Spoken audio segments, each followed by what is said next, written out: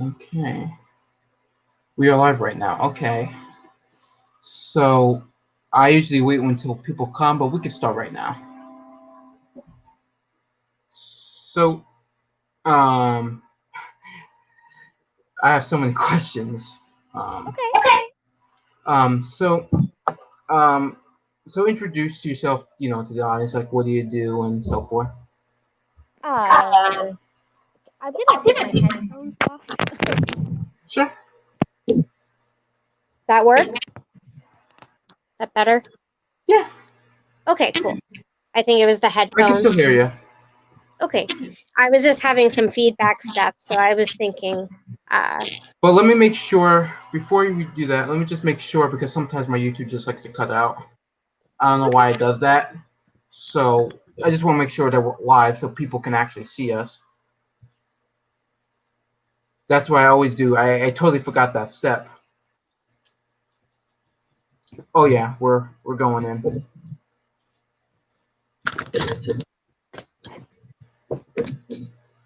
Okay, we're going in right now. Okay, this is great. Sometimes I like to cut off. Sometimes I have no idea why. Okay. All right, all right. So can you introduce yourself to the audience? Sure. My name's Sarah. I'm from Oregon. Um, I have always lived here. Uh, I've never lived outside of a 30-mile radius of where I was born. Mhm. Uh, yeah, I grew up on a farm. Uh, my family does hazelnuts. Okay. Uh, yeah, my mother's retired now, and the place is rented out.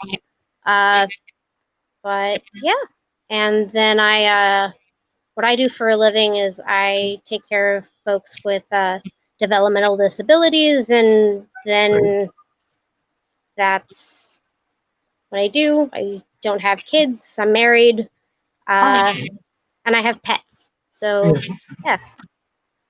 that's nice. That's really nice. And see what Sarah does is also is that you like to collect old photos, right? Yes, yes. Uh, I collect old photographs. I've been doing it for a while now, um, Okay.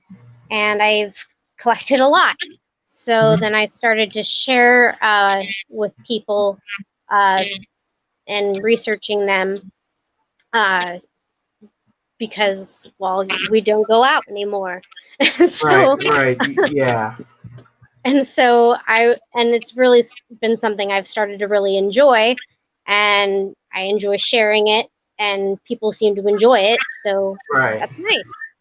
That's nice. It really is because I even said like your account I told you before has to be like the best account I have ever followed. Like, and that's Thank you. amazing that you research you go to the antique store and you buy these photos, right?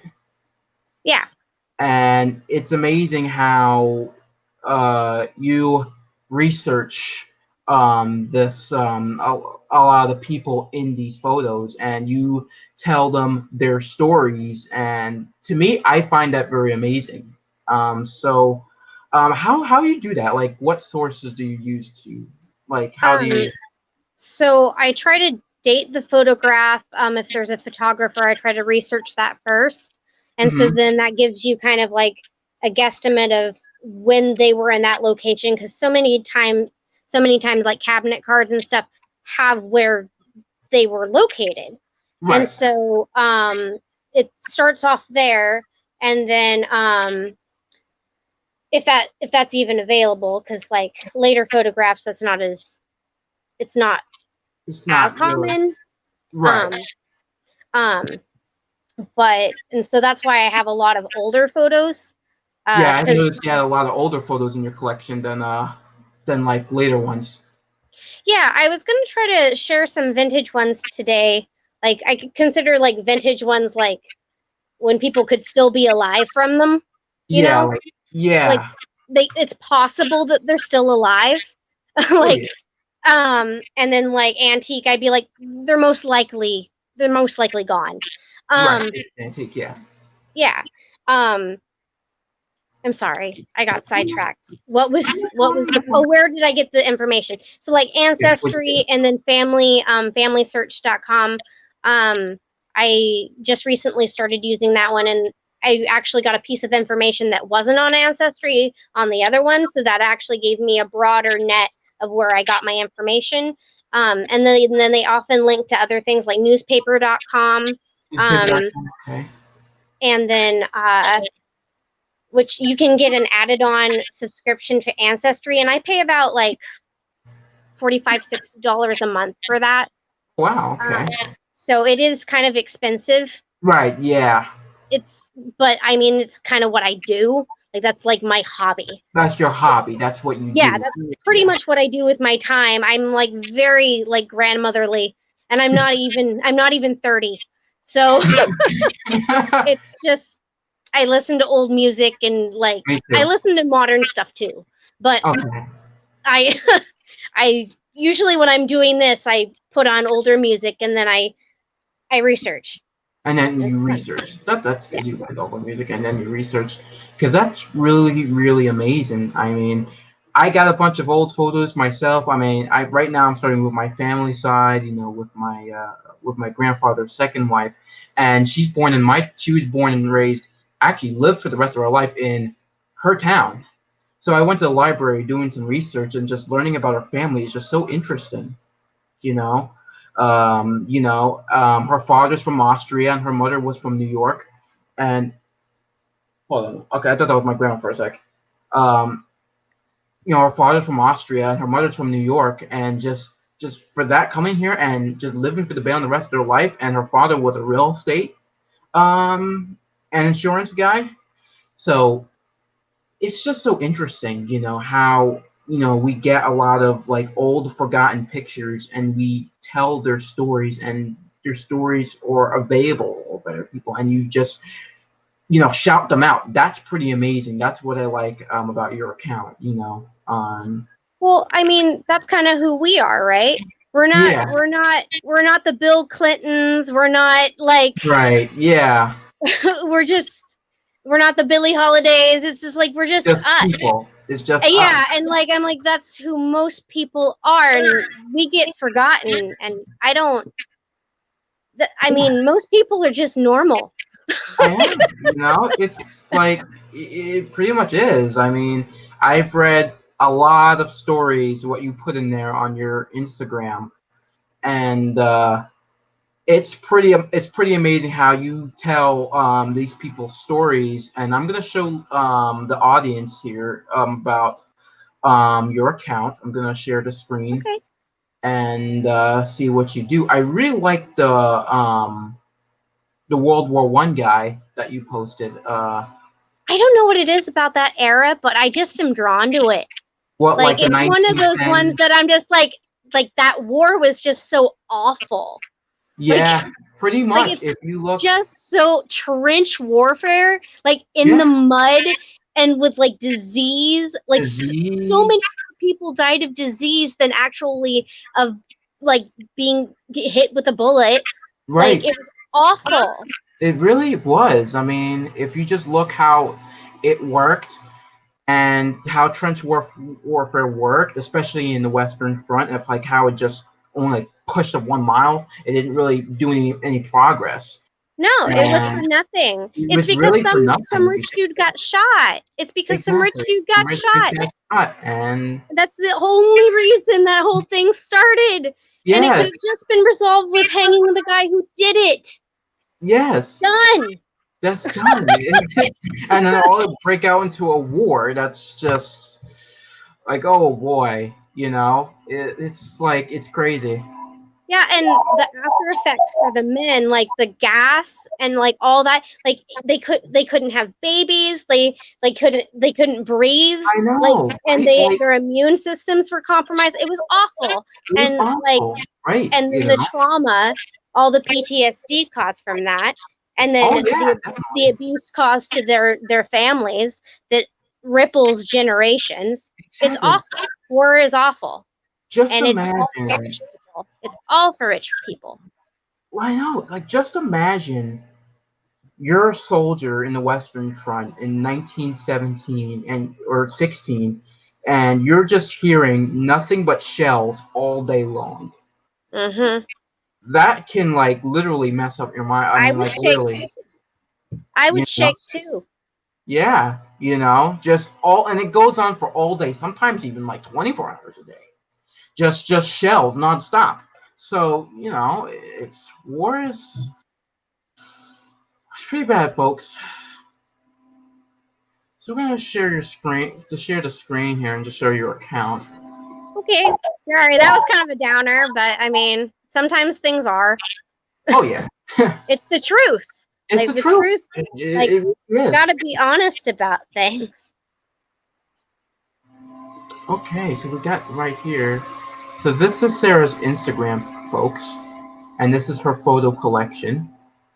I was really when I was speaking of World War I, I read this post that you put, Oh yes. Yeah. and how was it the second guy from World War I, like this guy right here? Uh-huh. The lung hemorrhage. Yes. He And had a lung hemorrhage from the gas.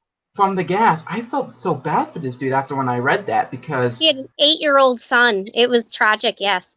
just tragic. Oh my god, this guy. I mean, it's unbelievable. It's like when I was so sad that he was because I was like a lung hemorrhage, and then when I said, oh, it's the gas from World War I, and it's just crazy. And you got other photos. I really like this photo. This has to be my favorite. This one. This one's so just Oh, I know. adorable. She's so cute. And Yeah, like I mean, I grew up with a dog that kind of looked like that. yeah, So I was just like he had different markings and stuff, but like a shepherd yeah. collie type.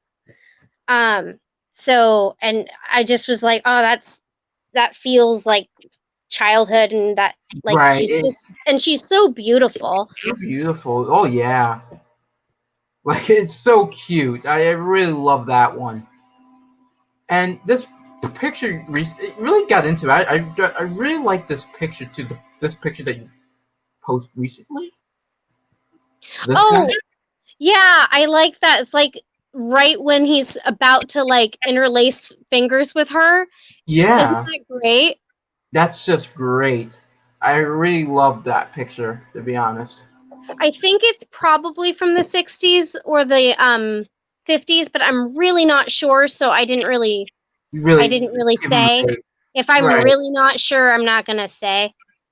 I would say 60s. What this looks like here could be. I mean, I don't know either myself.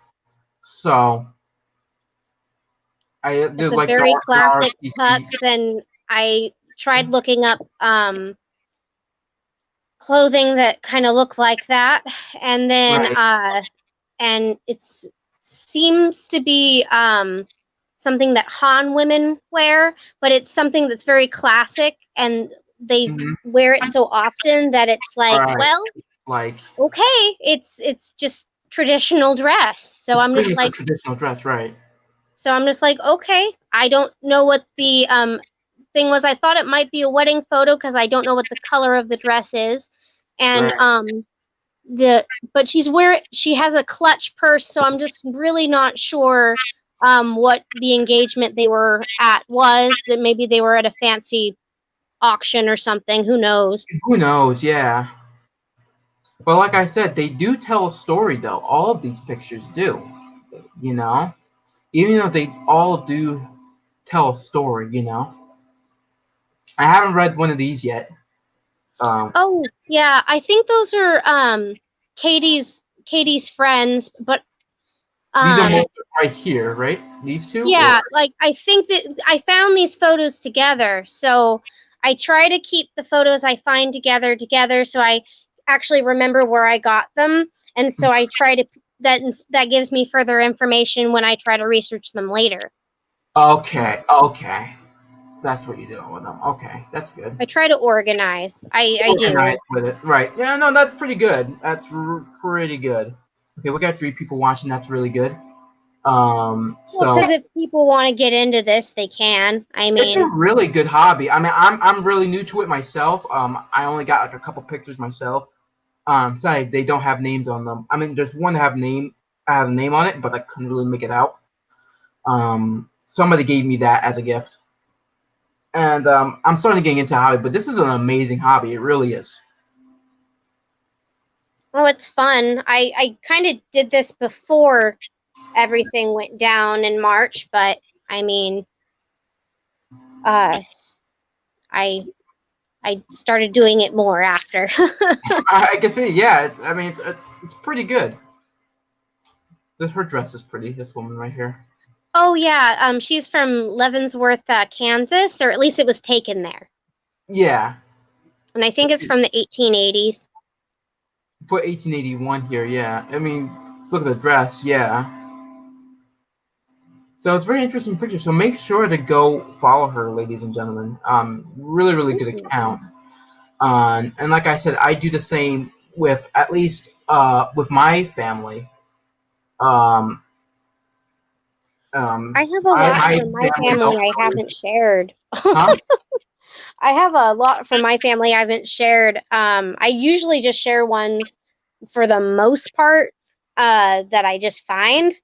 I will eventually share more from my family, but it's Okay. just uh, I just have so many, and Just have so I'm many like, stuff, why just share from my family when I could share from way more way people's more. families? I understand. I completely understand. You know, it's pretty cool that you have this. Hold on. Okay.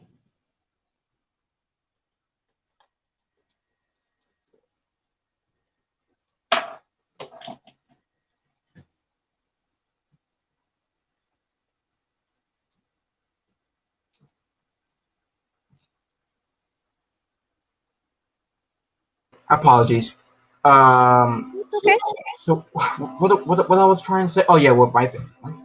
You know, sadly my family don't really care about their past relatives, Oh, and yeah. yeah, So my mom doesn't care either. oh yeah, She's like, yeah, I got all the photos after my grandparents died in June. oh So that's great. like I got all of the photos. So I have them pretty much organized. I that took days Oh like yeah, to can like never- do that cuz my grandparents and their family did not get rid of anything.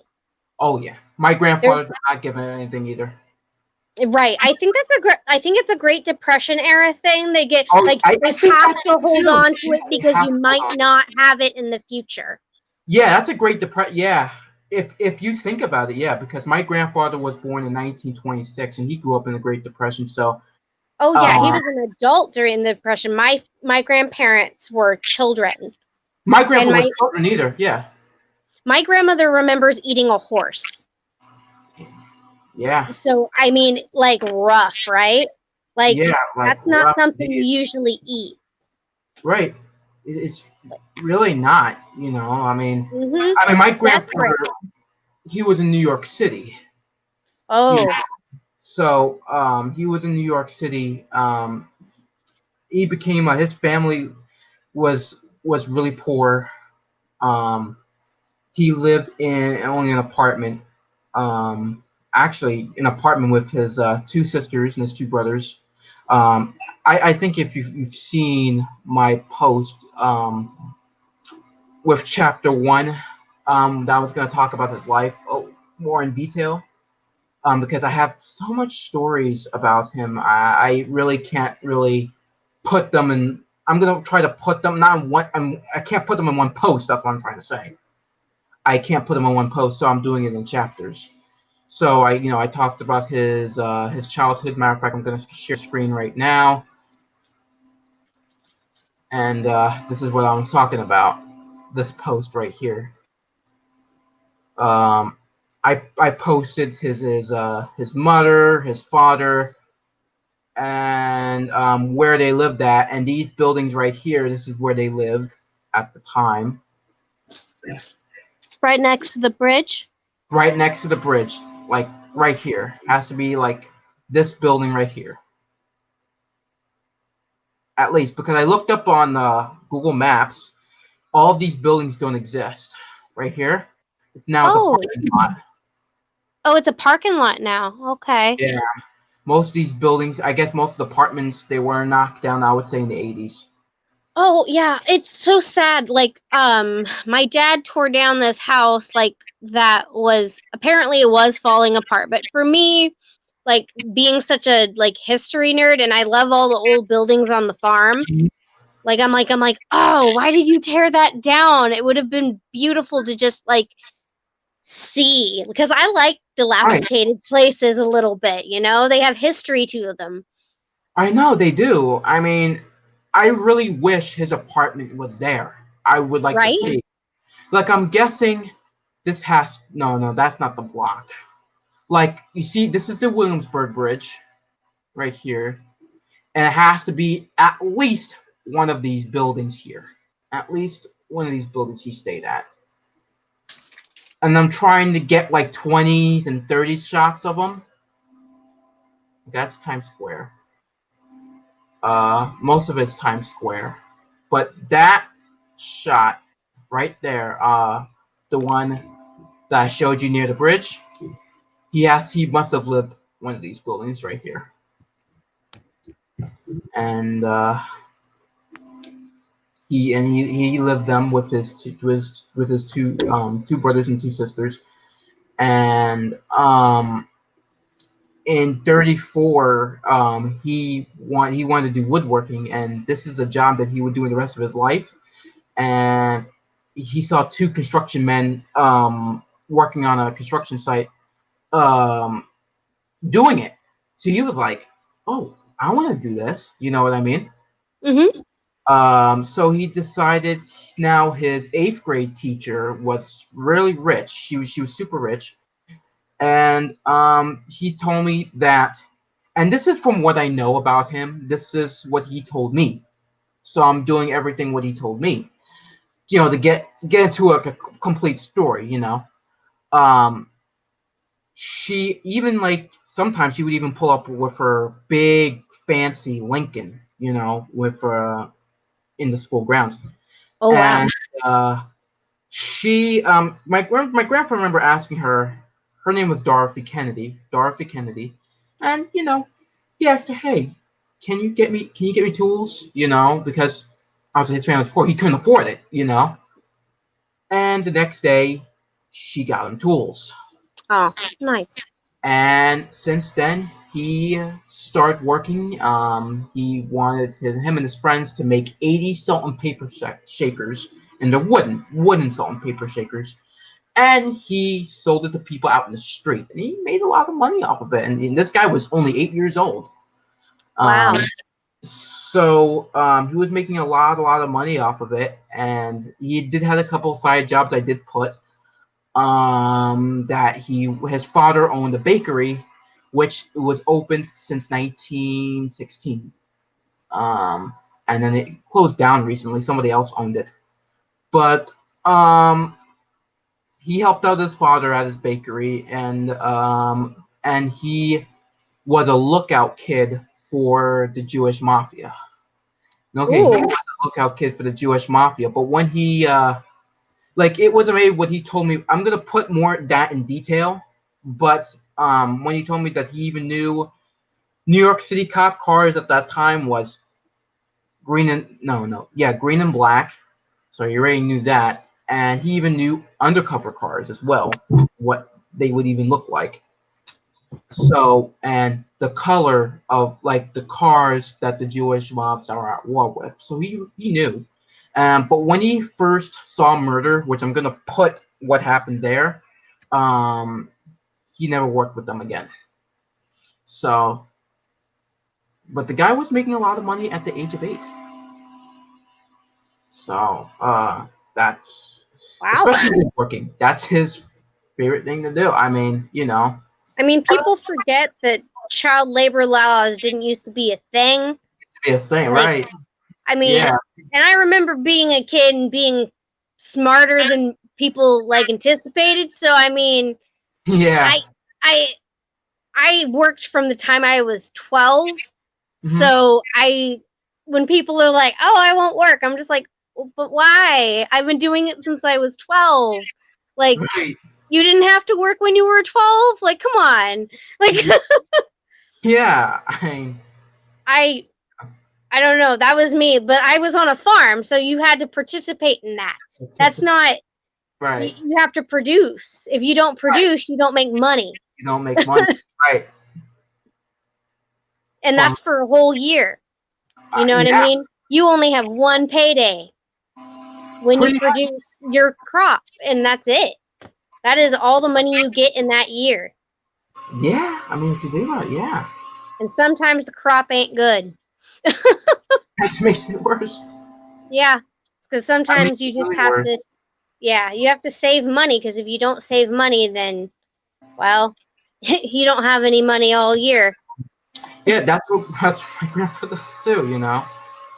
But when he did got that lot of money, he did help out with his, he did like when the mob gave him actually when a lot of money, especially for Great Depression standards. Um, Oh, he yeah. would give up. He would give it to his family.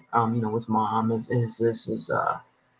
dad, and his brothers and sisters. He would like split it. Sometimes he would even give it to his friends. I was like, here you go. So, but you know, the man's a very interesting guy. He really was. You can actually spend like hours and hours on end just talking to this guy. I mean, this guy had literally like filled of stories. And when he recently passed away. His name is Fred, That's by the way. awesome. Thanks. Thank you. He recently passed away, and strangely enough, my family wanted to throw his picture slides because my grandfather was a photographer. He was Uh, a what? a photographer. Oh, a photographer. Yeah. During well, he's been a photographer for a very long time. Even since he was a kid, because he won a camera at some school contest that he had to do. Yeah, he went at a school contest and he got his first. I think it was a Brownie camera that he got. That's his first camera. Oh, cool. Yeah, and he started to take pictures of it. And my grandpa met a lot of famous people, which I did a series on the Instagram. I think I did two people. I mentioned that who he met. I mentioned that he met Joan Crawford, and also I mentioned that he met Mae West. So I Oh, only got cool. like two people there, but he met a lot of people. So he would go to this nightclub and he would take a picture of a lot of these famous people there. Sadly, I don't have the pictures of them today because it used to be at this photography shop, and sadly it burnt down in the 40s, maybe early 50s when it burnt down. So that's what I'm just suggesting. So this guy had over hundreds of thousands of slides, and I pretty much saved them all because my family didn't want them. So, and my grandfather traveled around the world as well. So, and I'm like, these are great pictures, even though they're, like later stuff, because mostly it's from like the 60s and 70s. But, it's still good stuff, and that's what my family don't understand. And right now, I'm archiving the stuff. I'm right now, I'm putting it on my YouTube. Um, I told everybody about the pictures that he had, the slides, and it was hard work scanning them all because my slide projector wasn't working, and right now I'm currently fixing it. So I decided to scan them and put them on YouTube. Later, I'm gonna put them on Instagram. You just have so many, I can't put them all at once. Then on YouTube. So when I show them, man, my family doesn't care. So I'm the only one that does, and its history deserves to be told, of what he used to do, and stuff like that. I'm showing him this is his favorite hobby as well.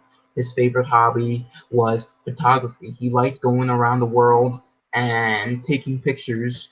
Um, especially his second wife. She liked to. She's a historian, so she likes to study stuff. Sadly, I'll never get to meet her. I mean, if she was around today, we'll be talking for hours. But but uh, but yeah, which I could show you if I like, you like what I scanned so far. Sure. Okay. Copper One says howdy. Okay, howdy, Copper One. We haven't really got we didn't have a lot of comments since I came in. Sometimes it depends on the day. We get like more people that come in. Sometimes we get less people that come in because I'm not a big channel. So It's okay. We're here. at least we're here and we're talking, and Yeah. talking about what we do. It's I mean, I did announce everyone on. I have a Discord server. I remember I told you about Discord. Yeah. Yes, it's a place. Hold on, let me just show you what it is real quick. It's a place of where. So this is what Discord is. So it's a place where people come together and it's like in communities. Like you see how I have like all types of text channels, like what to talk about and stuff. Those are all the things that people can talk about that I put right here. And all these are different servers right here that I'm in right now, and people talk about like how's your day going, and stuff like that. Or if you want to talk about coins, I have something for that, and we talk about coins as well, because coin collecting, that's something that I do as well, but not just coins, antiques in general. So we talk about antiques and all other stuff. I like postcards sometimes too. I don't Oh have as yeah. big a collection of that, or like Halloween cards. Like Halloween's my favorite holiday and it's coming up. So I'm Oh yeah, it pretty is. pumped about that. Not that like pretty much I get to wear a costume to work and I'm happy about that. And I can eat bags of candy. So there's that. Is that, yeah, I mean that's pretty good. Probably. That well, and like me and my husband will probably watch either a really scary movie, or if I'm feeling too scared or whatever, we'll probably watch something like Shaun of the Dead. So Okay. So this is what this is. So I'm just showing you what this is. So that's why I want you to join so we can communicate better through here. But it's all right. oh, okay. Yeah. Um It's not hard. It's free to use too, so it's not. okay. No, it's not that. I just like you like are always welcome to DM me if you want to like Oh talk yeah. about stuff. Like Oh, no problem. No problem. I was just wondering. oh no, it's okay. I spend so much time sometimes like researching or like posting things Oh, that I don't always like want to spend time doing I'm really focused on it. Does no, that make any sense? yeah, it makes sense. I completely understand. I completely understand. Uh, I don't want to come off rude or like anything because I oh think no, it's a cool idea. I think it's a really cool idea. Like you can like be like have a common interest with people, and that's kind of the thing I've liked about Instagram is like I have found other people who like the same thing, cool, like the and same. I'm able to see their collections, and I think that's really neat because like I like seeing their photos too, and I like Yeah, seeing their and, memories as well, and like I think that's really neat. Like I like the sharing of that. right. So Me too. I I mean, same thing with me. I mean, that's the reason why I joined up Instagram as well, because I want to have people that have the same interest as me. So like I collect a lot of antiques, photos. I do collect 78 records. The 78 records. I do. um I like records. I like vinyl. Um, my my dad would put on like Sinatra records and stuff, and we dance around, and Martha and the Vandellas and things of that nature. Yeah, oh yeah. Mostly Diana Ross. Oh, we love Diana Ross. Diana Ross. She's great. But Diana Ross is very great. As a matter of fact, hold on. I'll share my screen again, and I'll show. So I do show the records here. Um, Now 78 records, they're not vinyl records. They're made out of shellac. These older records. oh, So these records go, and these are the only source that people had from 1896, I believe, when they started to do that. But they're big and thick. Those Edison diamond records. But later on, it became a little not the case. But from 1896 to 1958 or 59, I think that's like the end, at least here in the United States. Some 78 records go further than that, but this is a type of record that not a lot of people know about, which is kind of interesting. Yeah, I'll be honest with you. I hadn't heard of them before, so that's neat. Oh yeah, and these records can, like, you go to the antique store, these records can date over 100 years old. Wow, Uh, that's this gorgeous. one is from 1919, if I'm Ooh, not post by Nora Bayes, and I was using my 1956 RCA record player in there. Uh, so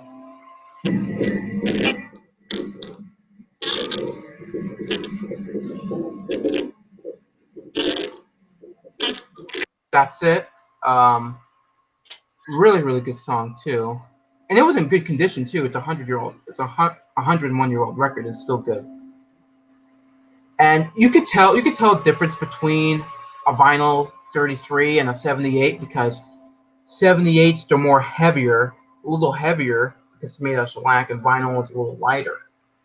So there's a couple difference on weight, on like looks. Even the grooves is different because it's 3 times wider than a vinyl groove. So hmm.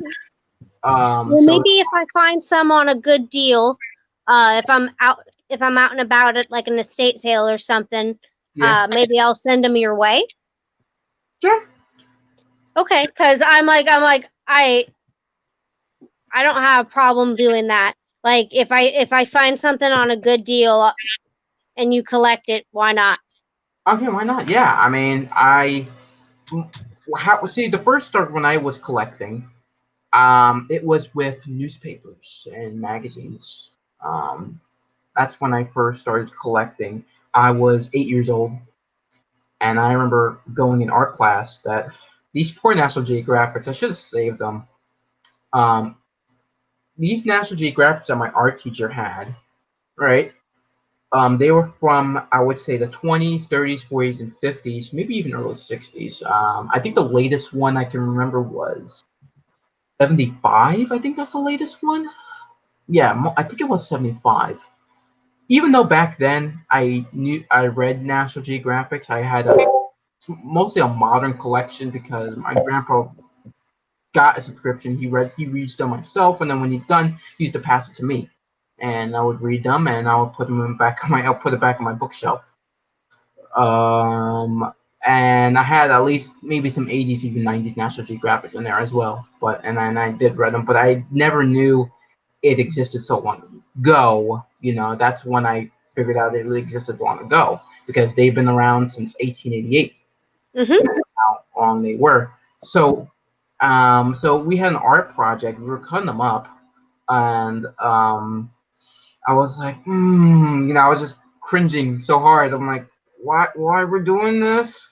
So what I did is I grabbed one of the National Geographic just to save them for just being gone.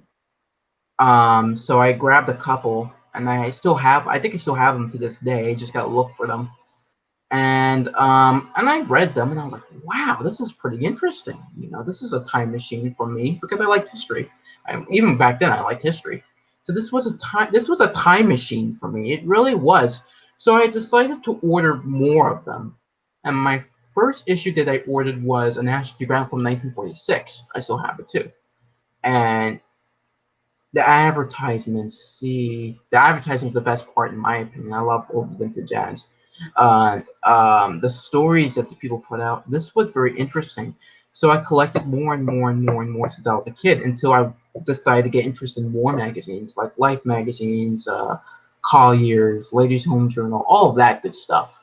And later on, I decided to collect newspapers, and I know a great guy that sells stuff like that. He's from Pennsylvania, and I buy the stuff from him. Well, I actually know two guys from Pennsylvania that sell that type of stuff.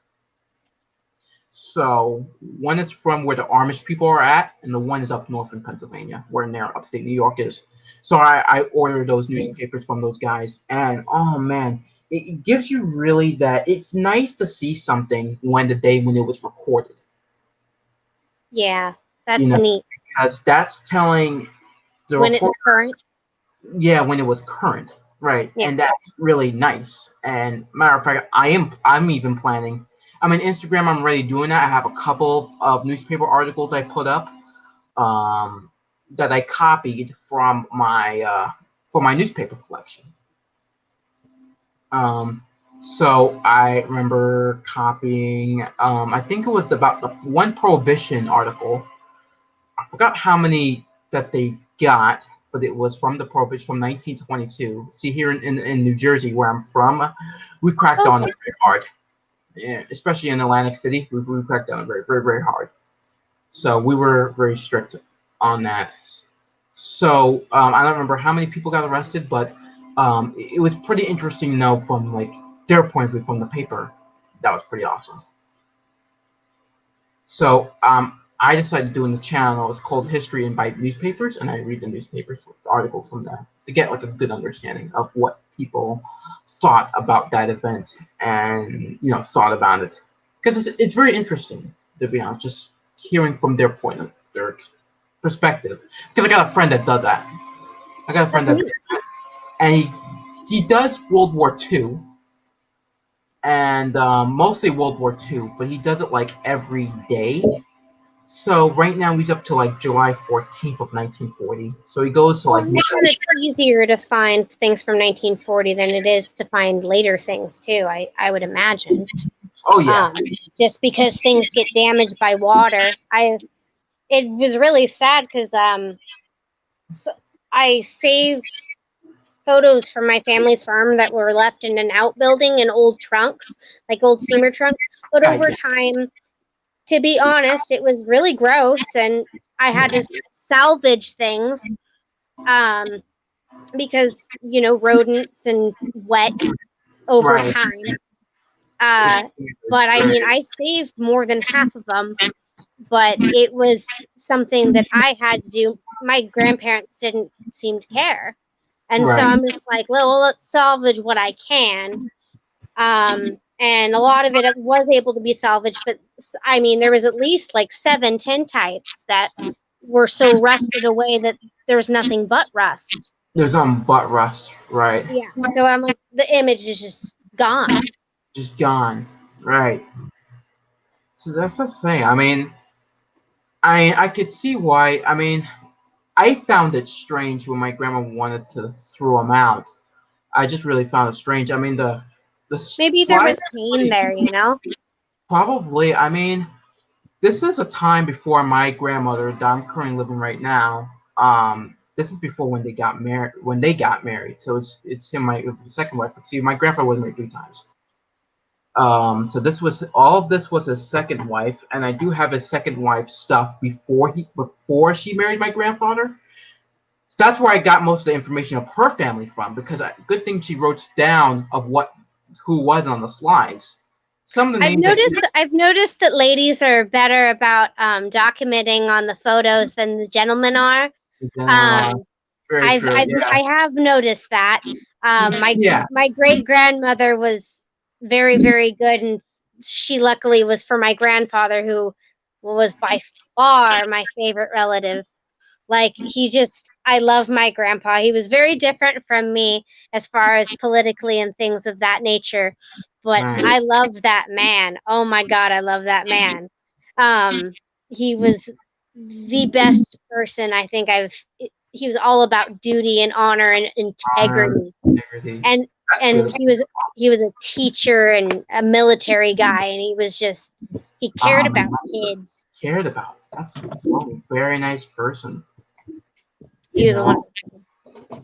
I mean, same with my grandfather. He raised me too. You know, I think he raised me well because I hanged out with him more than my grandmother did. Because he was just nice to me. I mean, you know, Right? sometimes we disagree with a couple of things. He was a very, very nice guy. You know, Right. I remember when I was a kid hanging out with him. So we used to go out. We used to go out place. We used to go out to eat. So yeah. So it was fun. I remember all of those good memories with him. He was a very, very nice guy. And he would tell his stories a lot. That's why I know so much. He'll tell stories, you know. Sometimes when my grandfather tell his stories to my grandma. Sometimes like, oh, I don't want to hear it, or blah blah blah blah blah. She's like, all that type of all that. But for me, I Oh, have open ears because like this is interesting stuff. So my so my grandpa had some pretty hilarious Navy stories, oh and yeah, he had this. Oh my grandfather, he's hilarious and crude, and like, oh, I loved it. Like, I he just told it like it was, and like I'm like, that's the sort of person I try to be, and he just like was out. He told this story at Easter, and it's so crude, and I apologize if it offends anyone's sensibilities, but it was about his friend mm-hmm. needing to go to the bathroom Mm-hmm. after a hemorrhoid surgery. Okay, This was at the Easter table. I don't need to go into the story because I mean that's enough, isn't it? Like, yeah, but like that was the sort of guy my grandpa was, and he was hilarious. my grandfather And was too as well. like My that's grandfather the was, sort of humor he had. Like, oh like, I'm like, oh my goodness. Uh, I'm just saying, he was grandpas are a awesome. sailor through and through, But grandpas are awesome. I'll tell you that right now. right? They really are. I mean, my grandfather would get in a joke on everybody. He would. He would. I He would love it. bring up a joke and everybody would laugh. Like, Oh, you gotta razz each other. That's the best. I yes. love you. I don't. Okay, if I don't razz you, it probably means I don't like you. Like that's that's kind of how it goes. Right. Like he's like, my grandpa always bring up a joke. You know, I don't remember the joke he would always bring up, but he would always bring up something, and then everybody would have fun and then like, oh, even like one of his not his videos, he has 8 millimeter films. Even he Oh, jokes on that. He has jokes on that. And I just like how he said, he was flying over the Grand Canyon. This was in 1975. This was a sound film, right? He was flying over the Grand Canyon, and he was talking about the airplane, the airways that he was in, and he said that he said that they call themselves an airline. I can't believe that they had to scrap Toby from falling in, but you know, I can't like I something like that. That's what he said. Let me get the video actually because I okay. reported it. Um, let me go to this photos playlist. Matter of fact, if you want his playlist, his photo playlist, I'll send it to you. Sure. Uh, is this it? Midwest Trip 1975. Yep, that one's it. We got two new people. Hey, Nancy. Nancy came in. No. Let me just actually share the screen. And this is it. My filming angle is not the greatest. Uh, okay, that's him taking pictures of the Grand Canyon, which I actually got done. That's what I was working on, scanning his picture slides on the Grand Canyon. Okay, here's his joke. I think it's in 20. Yeah, that's the timestamp.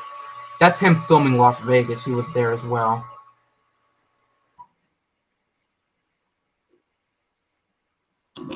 I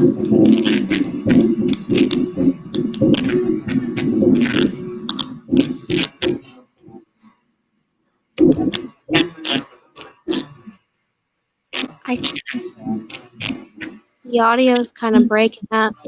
Breaking up. Mm. Yeah, I couldn't hear it. I'm sorry. I'm probably like not laughing during the joke, and I'm like I literally can't hear it. Like Oh yeah. I'm sorry. I'm No. like I don't want to be like the person who's just like not laughing at a funny joke, and like just because I can't hear it, because that's social anxiety like moment there. I'm like, oh god, I can't hear the joke.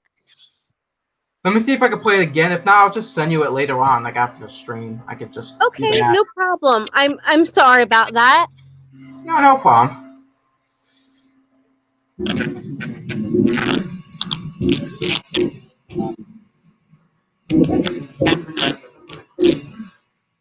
No, No. no. I No. I'm sorry. Just send me the link later and I will watch it. Yeah, I'll send you the link to it. And my grandpa's a very, very, very funny guy, and that's mostly his trips. When he went to Las Vegas and all of that. So it's very good. I have all his pictures. Matter of fact, I'll show you his pictures as well. Let me send it to the thing again.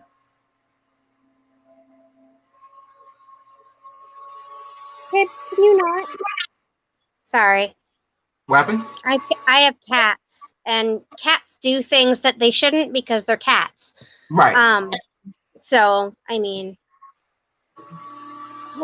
and I just realized I'm wearing a turtleneck covered in cats, so people probably think I have 12. I don't.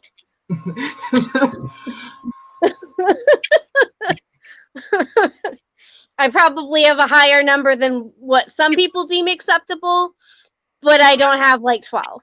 You don't have right. You don't have that. Okay, Greg's here. We got Greg. Oh, hello. But I'm gonna send the link to it, and then we can bring him in. But I'm gonna show you the pictures real quick, and then we can bring Greg here. Okay. So these are the pictures that he took when he went to Greece. Oh, gorgeous. This is in '68, and these are all like in little picture slides. So I scanned them all. That's him right there. Oh, wow. Yeah, and Oh, beautiful. in Greece, yeah, more of ruins. Like this is in Crete. That's in Turkey. So I got all of them mixed up too, because they're how in the computer they were very mixed up. So I was like, I don't have time to sort all of this, so I just put them all like this. I mean, they're beautiful pictures anyway. Was the one from Turkey, was that a tower that they called people to at a mosque? This is a part of the mosque. I forgot that mosque in Istanbul. You know that mosque is in Istanbul. Uh, Oh, I recently saw it on a document. I literally forgot the name of it though. I really suck at names, which sucks when you like are talking about history and then right. you're like, "Oh, okay, it's that thing from that time." And you're like, "Oh gosh." And which is weird because I did really great on tests and everything, but it was because I would always infer everything or I literally can't think of the name of the towers that they use for mosques to call people to. Right. Oh, Oh. and that's just bugging me because I literally just saw a thing. But anyway, sorry. No, no, no. There's a donkey. Took a picture of a kid with it. Oh, cute. I grew up with a donkey. It was a burro, actually. It was a Oh, burro, so bigger. all this is from Greece and Turkey, all mixed up together though. And I Oh, actually got info on some of these places. There's a guy that was Greek. beautiful. There was a guy that was Greek, and he actually helped me a lot of these pictures out. So this is also in Istanbul. This is on the Strait. I always thought that might be a fun place to go, I Turkey. bunch of pictures of. See that's his second wife. That's the woman I'm talking about. Probably have Oh, a it good hasn't loaded quite yet. It's still a uh landscape.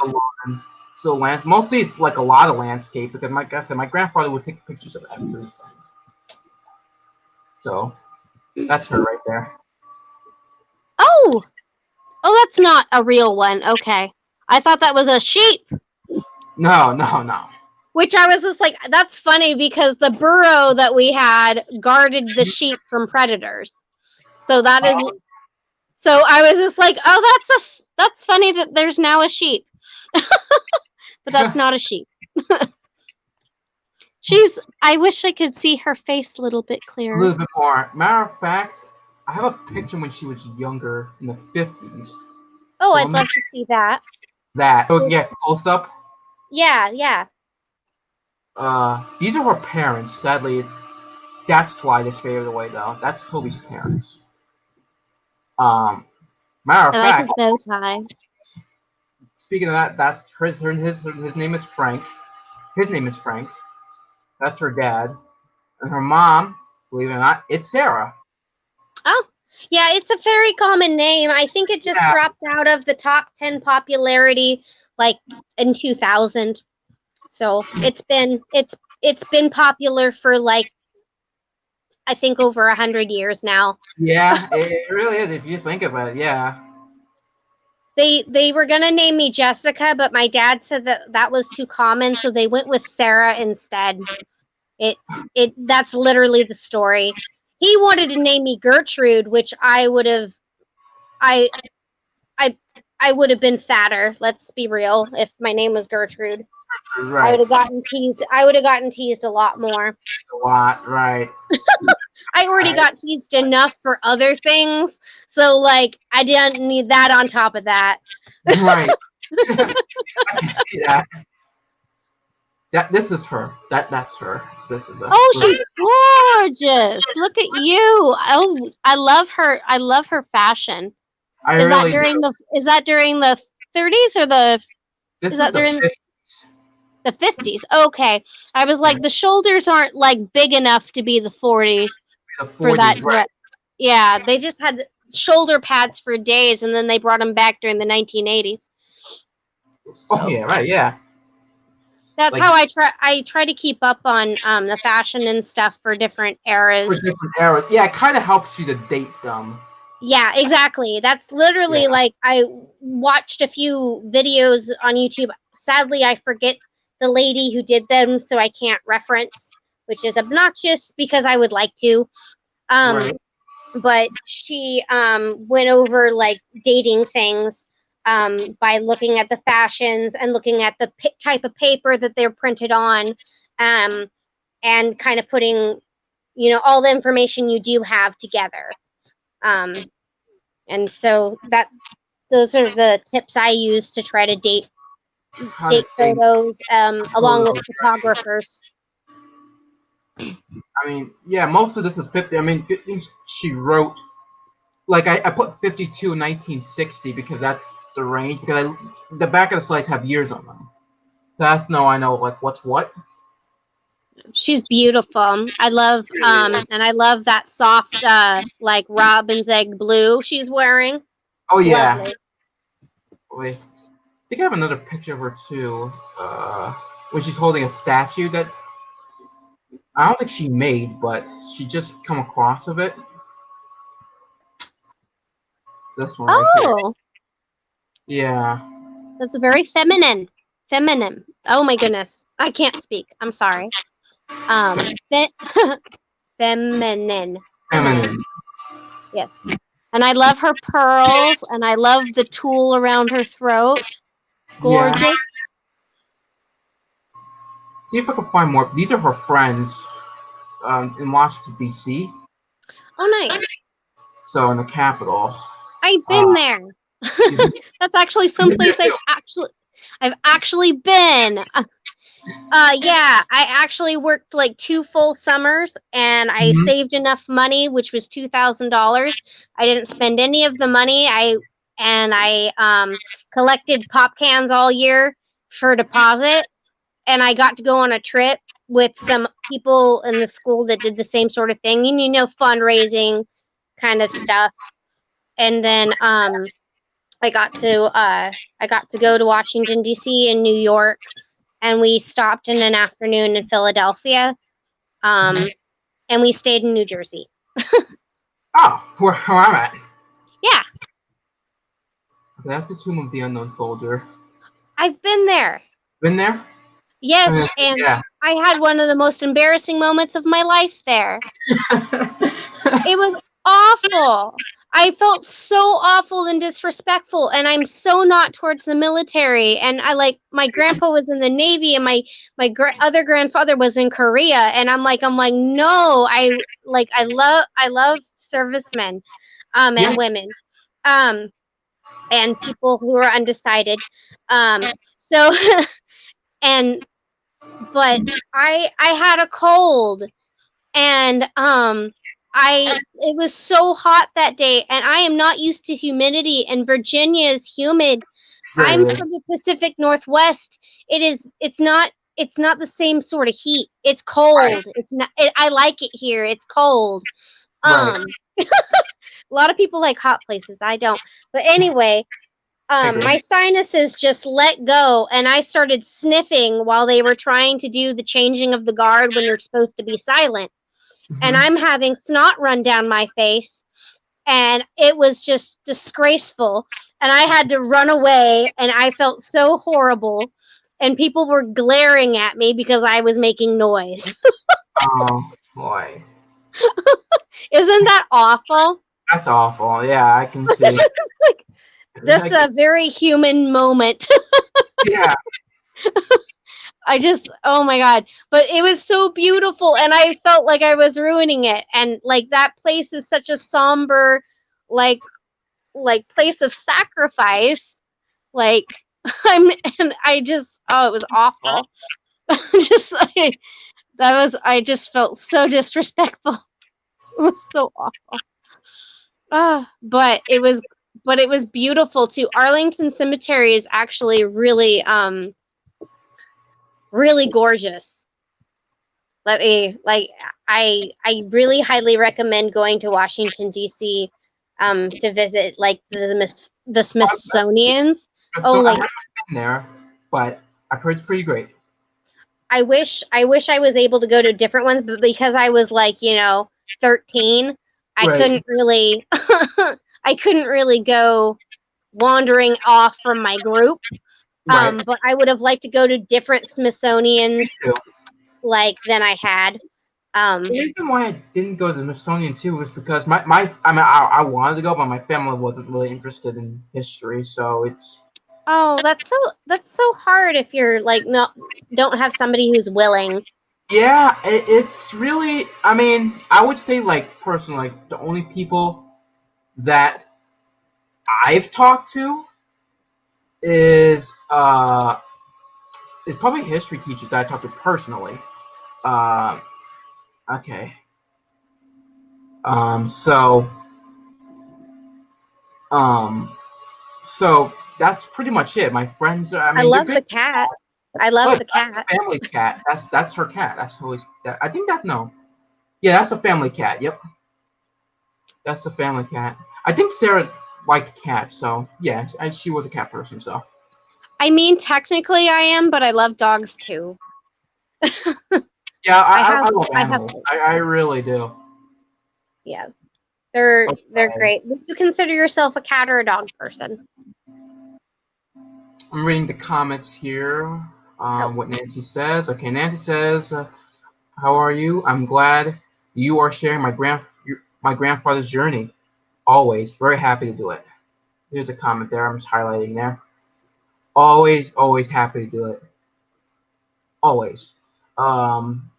People really like showing people enjoy looking at my grandfather's stuff. It was really good to look at what he took pictures of. To this day, I still have his cameras that he took those pictures of. He's a great photographer. He had great light, and there was beautiful like color to all of his pieces. So he's a good photographer. Really is, really is.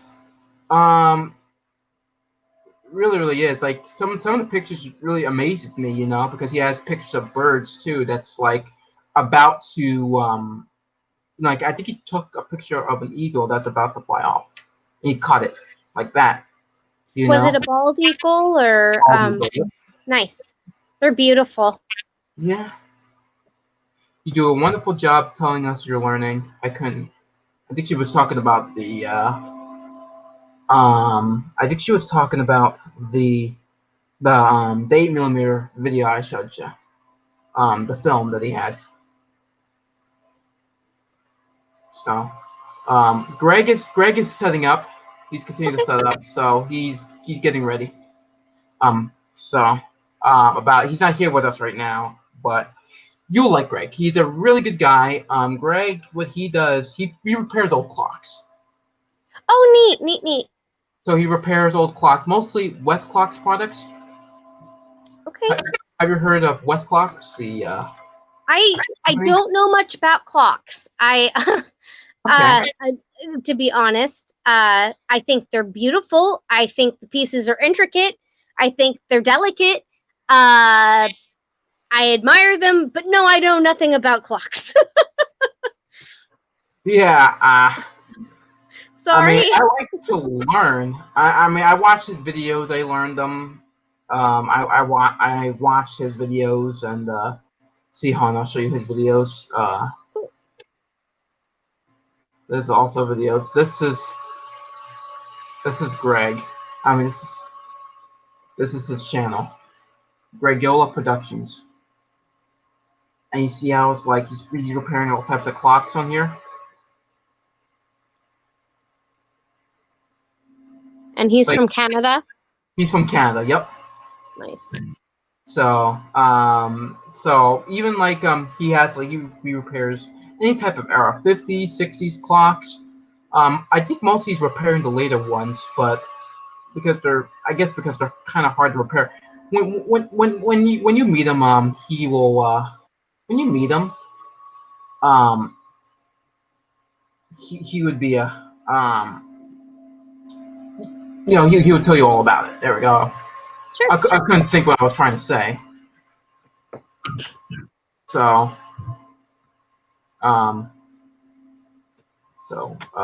he said he's just getting ready right now. So sorry, I'm readjusting my quilts because I get so cold all the time. Even when it's not cold, I just get cold. Yes, except for for whatever reason, whenever I've gone to the South, I am just so hot. Like I went to Florida before. Oh gosh, it was back in 2016. Okay. I had the opportunity to go to Disney World with somebody who I work with, and it was her thing, and I literally was dressed for February weather in Oregon, which you wear like hoodies and stuff because it's cold. Like it's usually like 50 degrees, and it was 80 degrees and humid when I stepped outside of the airport. It was a shock. Oh yeah. In February, I was shocked. Oh, you went there in February? Yes, it was February. I was shocked. It was so hot. I'm like, oh my gosh, Florida, why are you so hot? Like, but I can't say I saw Florida. All I saw was Disney. That's not Florida. That's Disney. Like we were stuck on the resort. Like we were shuttled there. Right. So I'm like, I didn't see Florida. I saw Disney. I did see some pretty birds though, and I saw some cute little Cuban anoles, those little lizards. Yep. That was a treat. I went to Florida. I went to Disney and parts of Florida as well, and I did looked at a couple of stuff. I mean, besides Disney, I remember going to a war museum, and then that's pretty much it. I mean, I think was it the Civil War? They go from the Civil War to I think to now to Afghanistan. Yeah, to Hmm. now. So, pretty interesting stuff. And I also have they were selling military antiques there too. Oh, neat. So I purchased um one Australian um one Australian naval cap. I Oh, did neat. I did some research on the ship, and it was during Vietnam, so it's from the Vietnam era. And now the ship is a museum ship. So it's crazy that I have a hat that was once belonged to a sailor and used to be at that ship when it was still on service. So Yeah, that's it's the neat thing to that piece things together. I like the piecing things together, and like yeah, it's kind of like a puzzle. It's kind of it like really is. I'm Scooby Doo and let's solve the mystery. Like it's fun. It's fun. All right. So Troy, I'm And glad you're like still alive. that's super cool that you figured that out about his story and about the ship. About Like the ship, yeah. um there's this old submarine that they have. I think it served in World War II. Hmm. That's up in Portland, Oregon. That I've been to like on school field trips and stuff. Uh th- they uh they have it docked and you can actually go inside of it and it's real neat. It's at OMSI. Okay. It's docked at OMSI in Portland. So, Okay. and OMSI is a science museum. So, Okay. That's interesting. I haven't been. I mean, in New Jersey, in Camden, we have the USS New Jersey there. I haven't been in it, but I always would like to go. It was a battleship. It had a long service too. It had a long service. Went to World War II to the Gulf War. That's how long it was served. The USS Jersey, I think, right? Like the USS Jersey. Hold on, I'm looking up right now. I think, yeah, from World War II. It was built in 42. It saw service in World War II. I think to the Gulf War, if I'm not mistaken. oh, Yeah, yeah, no, yeah. Vietnam. Okay, no. World War II to Vietnam. Okay, so I'm just reading the history of it. That's all I'm just saying. I'm just looking on the USS Jersey. okay. Um, Yeah, I okay. don't remember. I don't remember the name of the one at OMSI, but it's been there for as long as I can remember. And I was born in '90, so that's Oh, ta- tail end of the tail end of the '80s. I missed the '80s entirely. So, okay. My, I mean, the latest pictures that my grandfather took that's dated has to be 1980. With when he was in Hawaii. oh, nice. I've So always I think Hawaii is beautiful. I've never been there. I've never been there either. I think I would like to go there one day. I think Hawaii's pretty nice. I'd love to travel to all the states. Oh yeah, Honestly, me too. it'd be cool. Like, because I know that other people just like live differently and have different cultures. I mean, it's a huge mass of land. Right. Like, it's a huge mass of land. It really is. If you So, think about the United States, like how big it is. like, everybody like speaks differently. Even like Oh yeah, every region has a different accent, and it's accent. Right. interesting. And like Like people don't always think they have an accent, but they totally do. what they totally do. It's like I'm from New Jersey, and I don't live too far from New York City. I really don't. And even like when you go to New York City, it's just a completely different accent. Even though New York City, from me, it's a couple minutes away, but yet you still have a couple accent. They still have like an accent. You would be surprised how many people from Oregon have a southern twang. They have Like like a it's southern accent over there. well, where I'm from, a little bit. Um, so and it's weird. Like not all of us do, but like some of us do, and it's just super odd. It's Oh, just super Greg is duper duper here. odd. Greg is here. He's on to the show. Oh, hello. That's Greg. Uh, That's his light. Let me see. I think this is his audio. Oh, there we go. Greg. I don't know what he's doing. It's okay. I had technical Yeah, problems too. I had So technical problems. Sorry, everybody. Yeah, I was trying to get my camera and my microphone to work at the same time on 2 different devices, and I just was met with a cacophony of audio. So I'm just having a hold on. Continue the discussion. I'll just be back here figuring this out. Okay. So all good. that's interesting. Even like Oregon has different accents there too. Yeah, Oregon has lots of things. Yeah. We've been in the news a lot. Yeah. It's 2020, man. Like it's not been a good year. Not been a good year. I mean, it's really not. I mean, there's just a lot of stuff going on, not just here in the U.S. but in the world. It's just crazy. Oh, no, for real. Yeah. Okay. Great. I'm not sure, Greg. He has his webcam here. I'm not Is it sure. working? You want to put your webcam in? I can add it. Hold on. Put it in. If the feeds come and put it in. There we go. So I've joined on 2 different devices. That's great. That's pretty much what it is. I mean, you're using your phone now, or? Yeah, I'm using my phone. Sorry, I'm Okay. interrupting the show here. No, it's all right. So, Greg, this is Sarah from Yesteryear. This is the guest I was. Yes, hello. No. Here, let me just adjust this. So you're aren't you off Instagram? Isn't that where you're? Yep.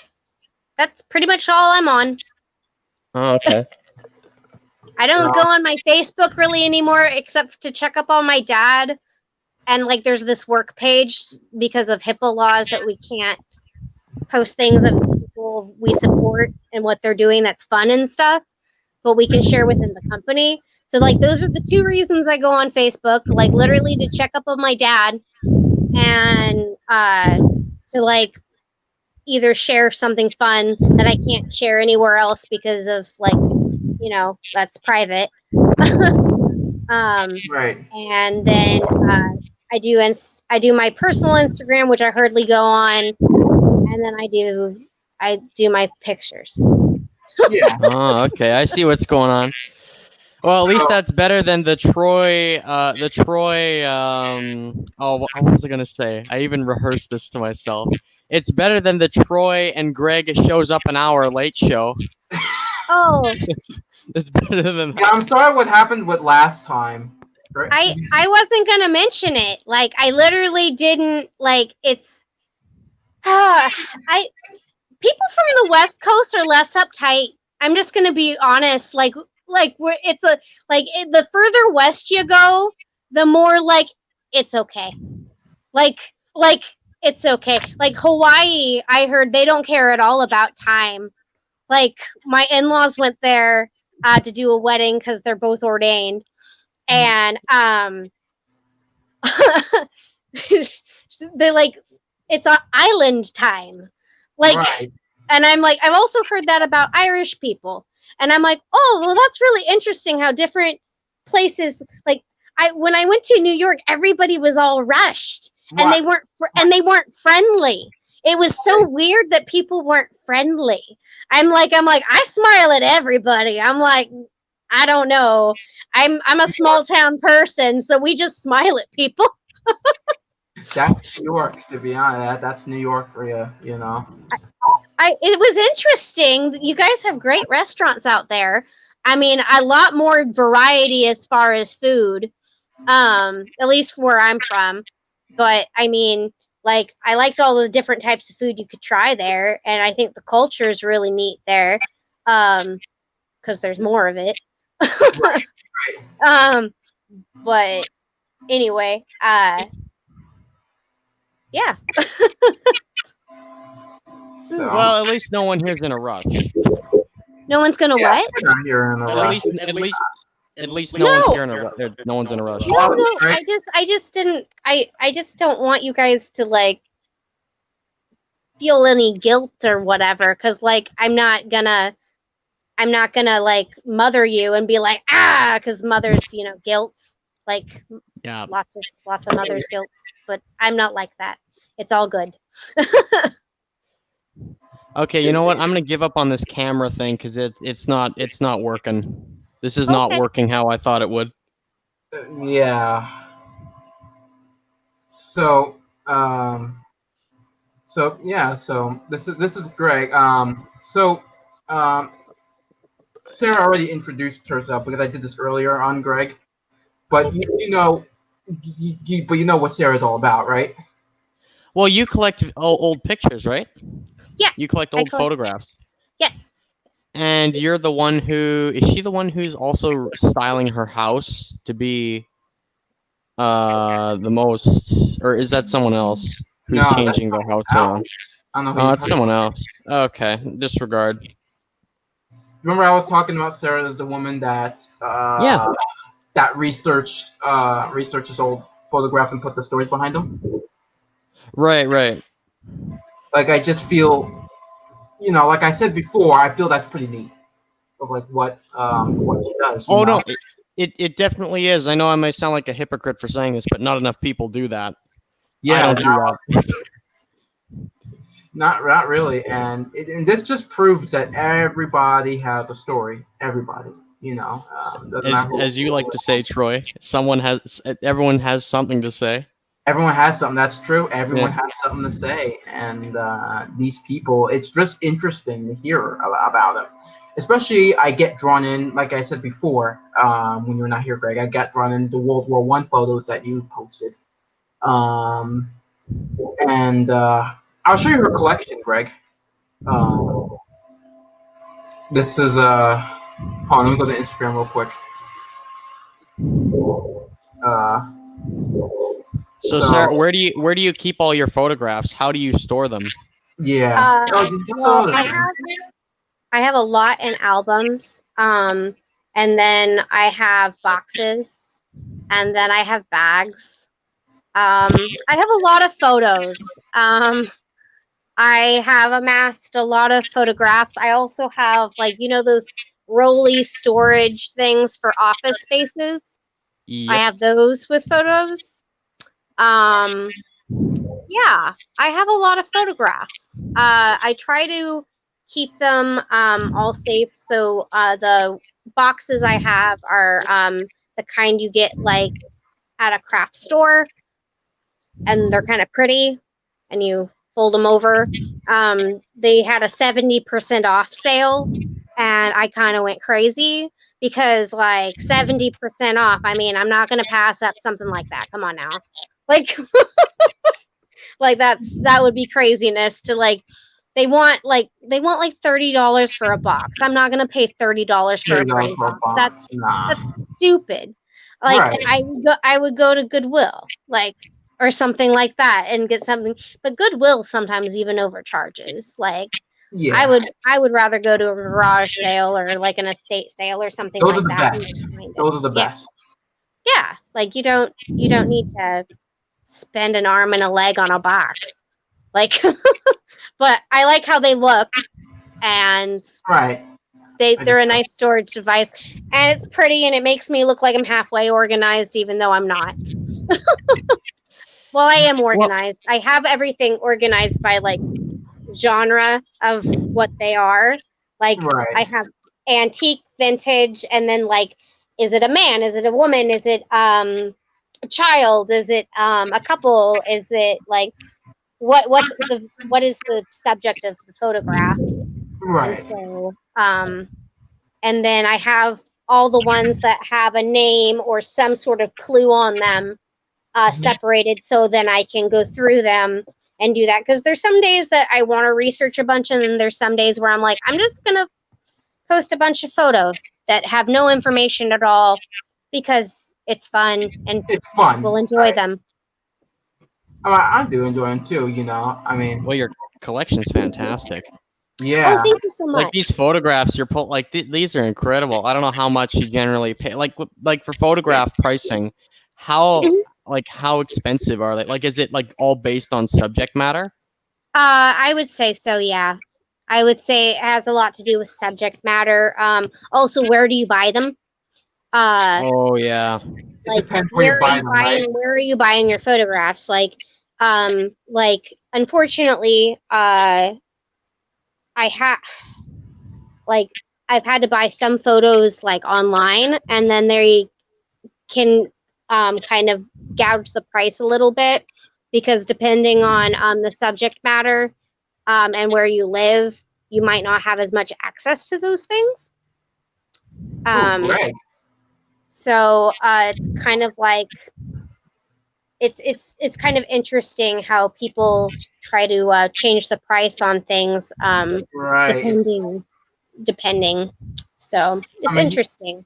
Probably some people even put like, I bet like probably people put ridiculous prices for the photos.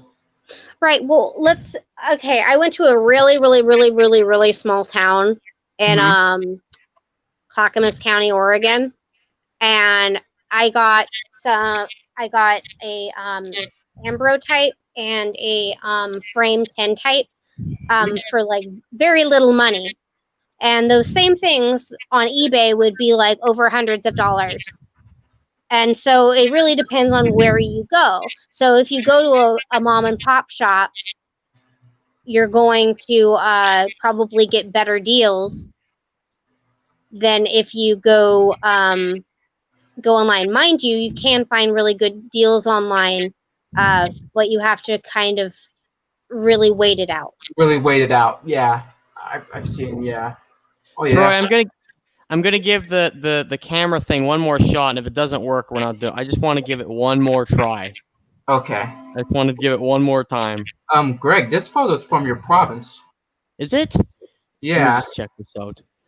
I can read it. No, hold on. Oh, it's from Oh, it is from Saskatchewan. Huh. Yeah. Is there an area given? Like, is there like a city? That's in. I can't read it, but they're from, I believe, Saskatchewan. Well, they're not from Saskatchewan, but that's where they settled. That's where I am right now. This is where this is coming from. Oh, neat. Yeah, I figured he said you were from Canada and Mountain Time, so I figured you were either from Saskatchewan or Manitoba. Is that right? Yes. Yeah. Well, yeah. Yeah. I was just like, I'm like, oh gosh, did I like have a geography slip and was like, oh, is Manitoba not there? I was like, I figured they were, but anyway. No, I've been there a few times. Okay. So yeah, I've driven over there. It's not that far away. I think it's like 2 hours. Oh yeah, no, an that's interesting story here too, as well. What you put. Oh yeah, that's them as a younger couple. That's when they were younger. Got together. When they first got together, they kind of got together later in life, I believe. So like this is like the latest one. I think so. That one is with their dog Topsy. I remember the dog's name. Isn't it terrible that I remember the dog's name but not? Isn't that terrible? Oh my gosh. I like to go back and read them because I sometimes forgot. don't always remember everything, but right. They I think he worked on the railroad, and they got married in Multnomah County, which would be Portland, Oregon, area. So yeah. So okay, the camera thing. Greg's trying to test this camera thing. So, well, I mean, hey, it's working now.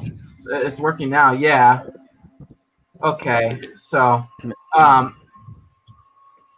but like I said before, it's a pretty neat collection, and thank you. Like I said, you gotta do the research and keep doing what you do because this is great. It really is. And yes, indeed. This is something that not a lot of people do, and and not a lot of people understand. It's not really an understanding of people see.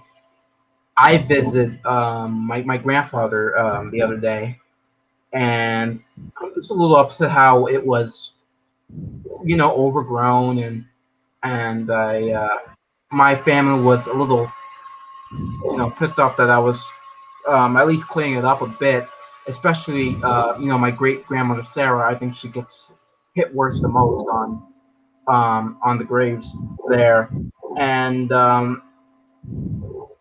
grandma's like, oh, don't do that, and just pretty much just my family just being like, they're not cleaning the graves like in a proper way, like they're stepping on it instead of not really, clean it with gloves and just dust off the dirt that's in it.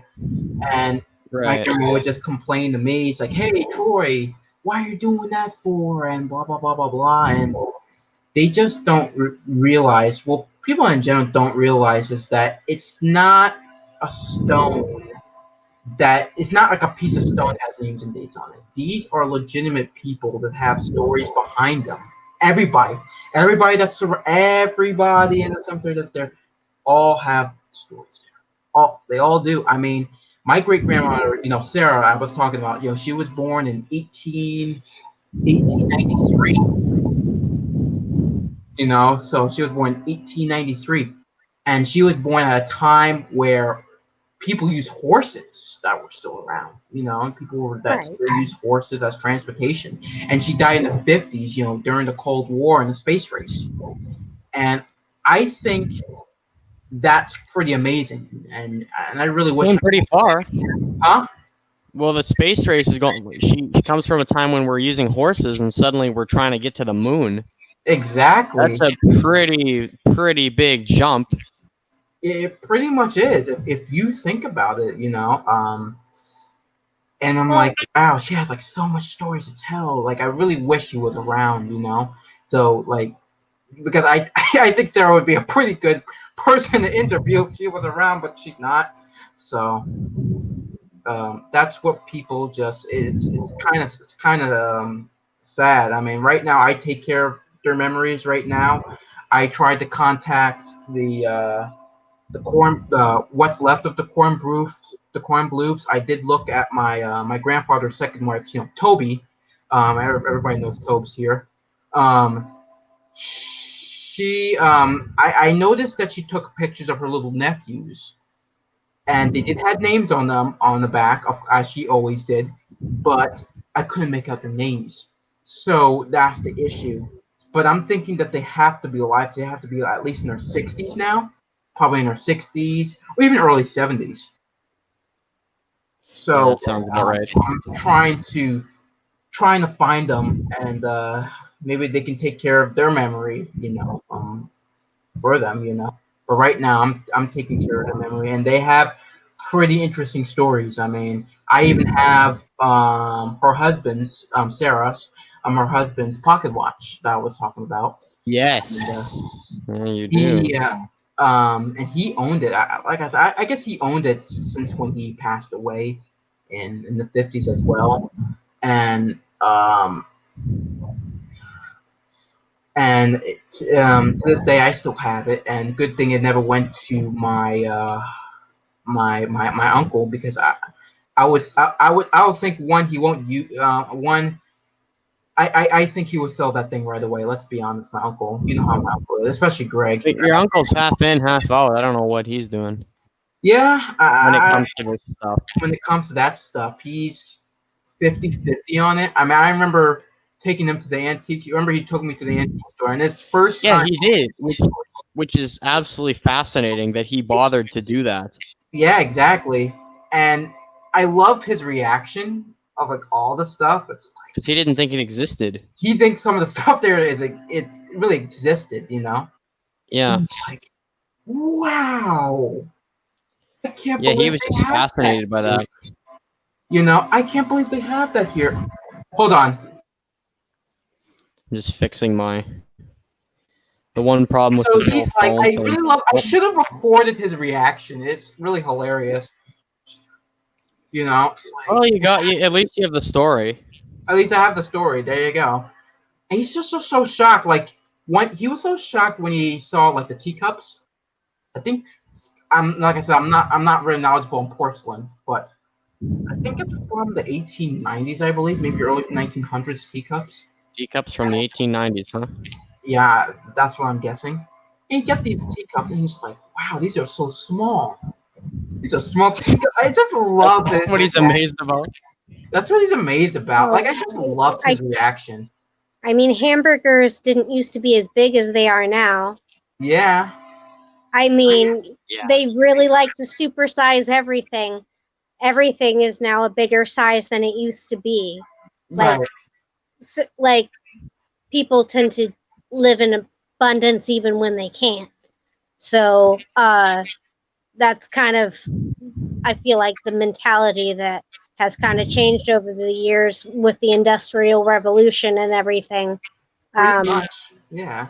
So, I mean, bigger, larger, harder, stronger is kind of like America's kind of deal, and that's not always that's not necessarily always good for you. Right. Like, I especially mean, when it comes to carbohydrates. So, that so came like a around little in the teacup would be a normal size. Like that Right. would be a normal serving of tea.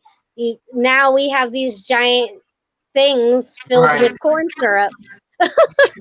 Yeah. So, I Definitely. mean, it's a different kind of It's a different lifestyle, and kind of people used to work lifestyle. more with their bodies, with labor and uh, industry. Oh yeah. Greg, you were about to say Well, something? I was about to say about the 1950s where everything got bigger. It's kind of an interesting turning point for the United States and I guess the entire world. With the whole, obviously, manufacturing was still in its prime, just about all the way. There were concerns about foreign imported goods being manufactured for me specifically, I looked into the clock industry, and this is how. But in like 1951, everyone was kind of concerned. They're like, "Oh man, there's these like Swiss and German imports coming into the United States. Who cares? We'll just kind of keep going as usual." I mean, what could you do? The U.S. government wasn't doing anything about it. They're Well, just kind of letting it all in. yeah, Pretty much, if you think of it. And then by 67, it was the end of everything. Manufacturing went out the window, and then the oil crisis, and then cars got smaller. Pretty much. And Yeah. and I don't even know where I'm going with this. No, I think you're talking about Yeah. facts right here. I mean, yeah. sorry. I didn't mean to bring up a sore subject. No. We had this discussion a couple. We've had this whole manufacturing discussion, but yeah, I was gonna say the 50s brought in the America's faster, harder, stronger. That was kind of where that came in, from what I'm getting. Yeah, and I mean, I feel like it still is present though, in a lot of respects. I mean, I feel like that's true. kind of. I True. feel like we've always been kind of people of agriculture who got pushed into industry. Right.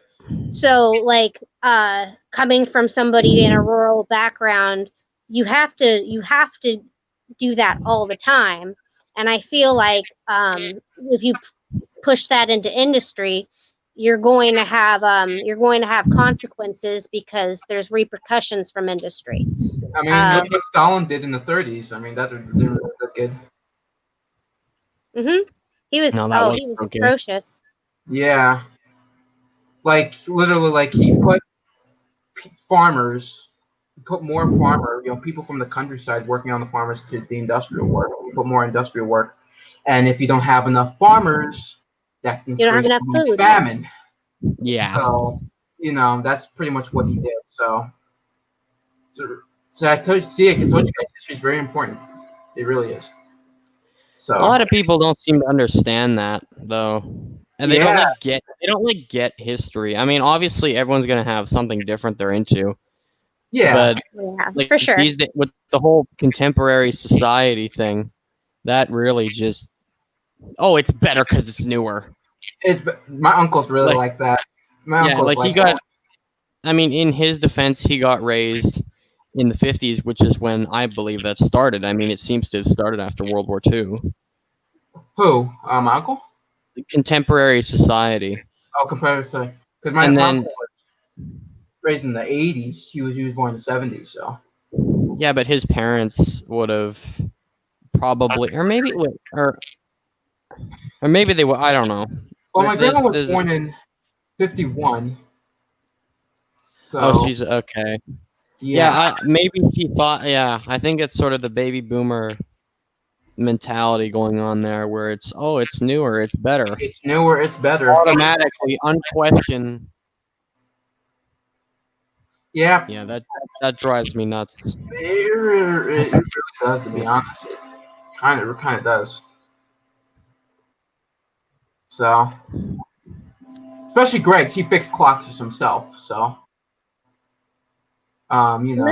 You must have very steady hands to mess with clocks, Those are my hands. not the to whole time. damage those very intricate things. Well, it all it takes is practice and a good I- mentor, which I ended up getting, thankfully. I'm really clumsy. I don't think I'd be good at fixing clocks. Well, Okay. you have to. I you don't have to- think everyone would be good at doing what I do for a living. I don't pretend that I would be good at doing what somebody else does for a living. Exactly. Especially But like that piece, Greg, that's very fragile inside the clock, the hairspring. Yeah, hairspring. I was just looking at some of those today. Yeah, like I think that's like the most part that you have to be careful with in the clock, right? Yeah, because one wrong move and you bend it out of shape. I mean, you can bend it back, but it's a pain in the neck to do. Yeah. And Troy, for the viewer's sake, pull up some pictures of hairsprings Sure. or watch hairspring. Alarm clocks have them as well. I'll show you what they look like. I've broken stuff as I've gone along. It's all part of the learning process. Yes, I got a picture up here, so the viewers can take a look what we're talking about. You feel terrible after you do it, but This? yeah. See, there's one. Yeah, There's one. There's one right there. There's a bent one actually to your left. Which one?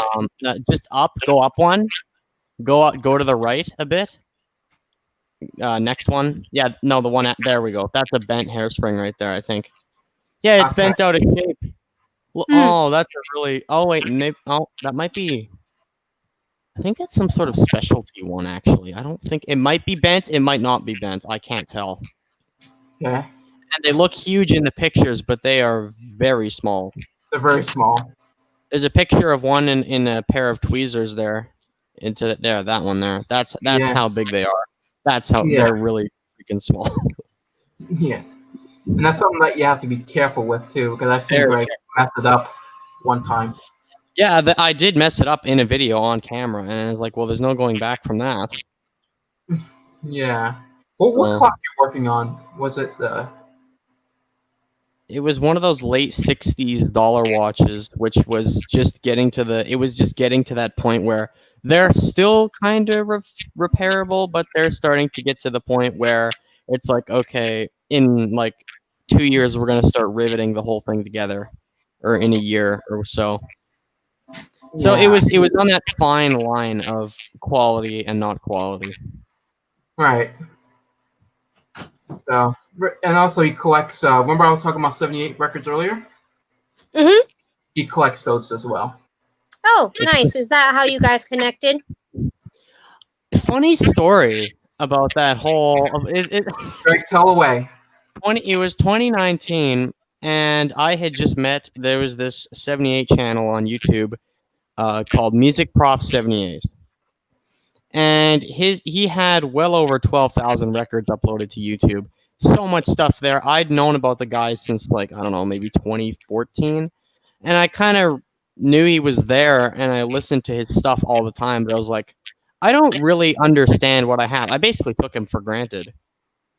And suddenly in July of 2019, his channel gets deleted. And everyone in the 78 community comes together for probably the first time, I think, or maybe one of the first times in the 78 YouTube community. Everyone comes together to go, oh, man, to mourn the loss of Bob. Well, Bob was fine, but his friend Rick Colum, who helped him do all this stuff, he passed away of cancer right around the same time. So not only is this YouTube channel with well over 12,000 videos on it deleted due to stupid copyright policy stuff, which wasn't even legit to begin with, and his friend dies. So everyone's mourning the loss. I made a video on it. And C Porter made a video on. I don't know if you know who C Porter is. He actually just came by, actually. Oh, he did. Okay. Yeah. Chase would tell this story. Chase would tell this whole Bob Moak story better than me because he worked with Moak. But anyway, I'll get to that. So I make a video on it. He makes a video. He comments on my video saying, "Hey, can I use the clip from your video?" Because I said something that came off as absolutely hilarious, according to him. Troy, you'd know what that line is. I'm trying to say. I'm not going to repeat it here. Yeah. But anyway, there was amusement on that. So anyway, he does that, and then I'm scrolling through his channel because I'm like, oh man, this is the first time anyone's wanted to use one of my videos in their video. I'm scrolling through his channel. I find out that he has Discord, and I'm like, oh, I have Discord. Why don't I ask him if we can be friends on Discord? So I do that, and suddenly the two of us, we built this empire called the Gregola Records Club. Troy got added in. Troy, how did you get put in this though? I don't remember, to be honest. I really don't. I didn't meet you. I thought he met you. I thought Chase met you. You were one of the first guys. Chase met me because he commented on my video. Yeah, you made a video on it. You made a video on it too. I made a video on it too. Because I was upset when it was when YouTube took him down. Yeah. So I had to make a video on it.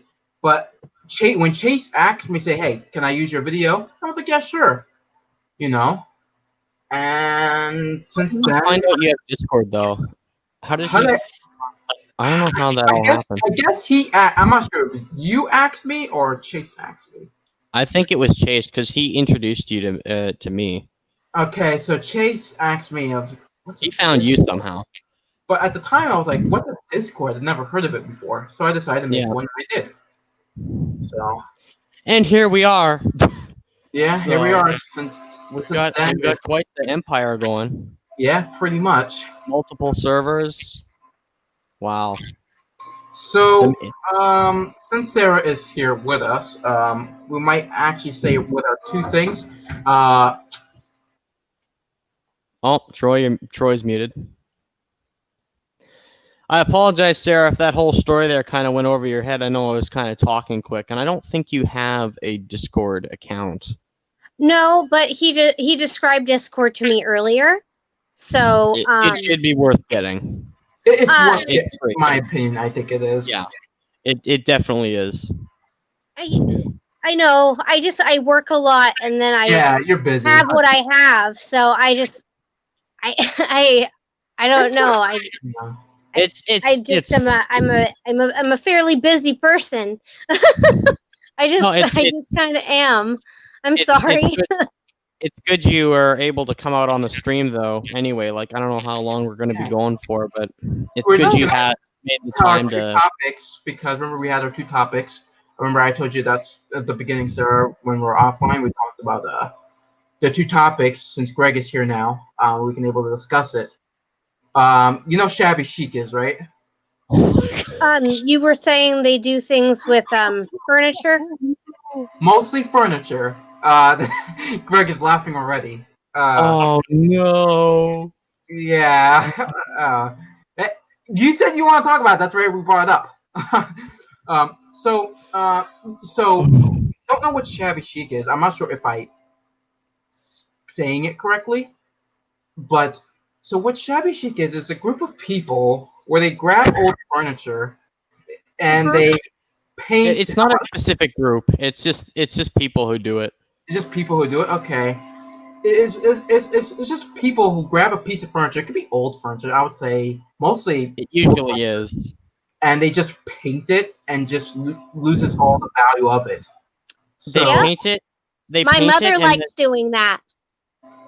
My mother enjoys doing that. Greg. And my father restores old furniture. It's really funny. They've been divorced for forever. So yeah, my mother loves Shabby Chic, and my dad likes to refinish furniture, and I think everybody is allowed to do whatever they want if they bought the item. I personally have items that are both. So I don't know. It's furniture. It's just a style thing, right? Here's the thing. Not just furniture, though. Right? They do it on radio, a lot of electronics, radios, clocks. It was hard for clocks, console stereos, televisions. I don't mind to be Television honest, do get it somewhat. mostly. I don't mind televisions to be honest because you don't know what to do with them, but and phonographs. So that's it, right? Did I get them all? And there's old chairs and I- couches and everything in between. I will say when they do it to photographs, I get pissed off, but that's because I care about photographs more than I care about furniture.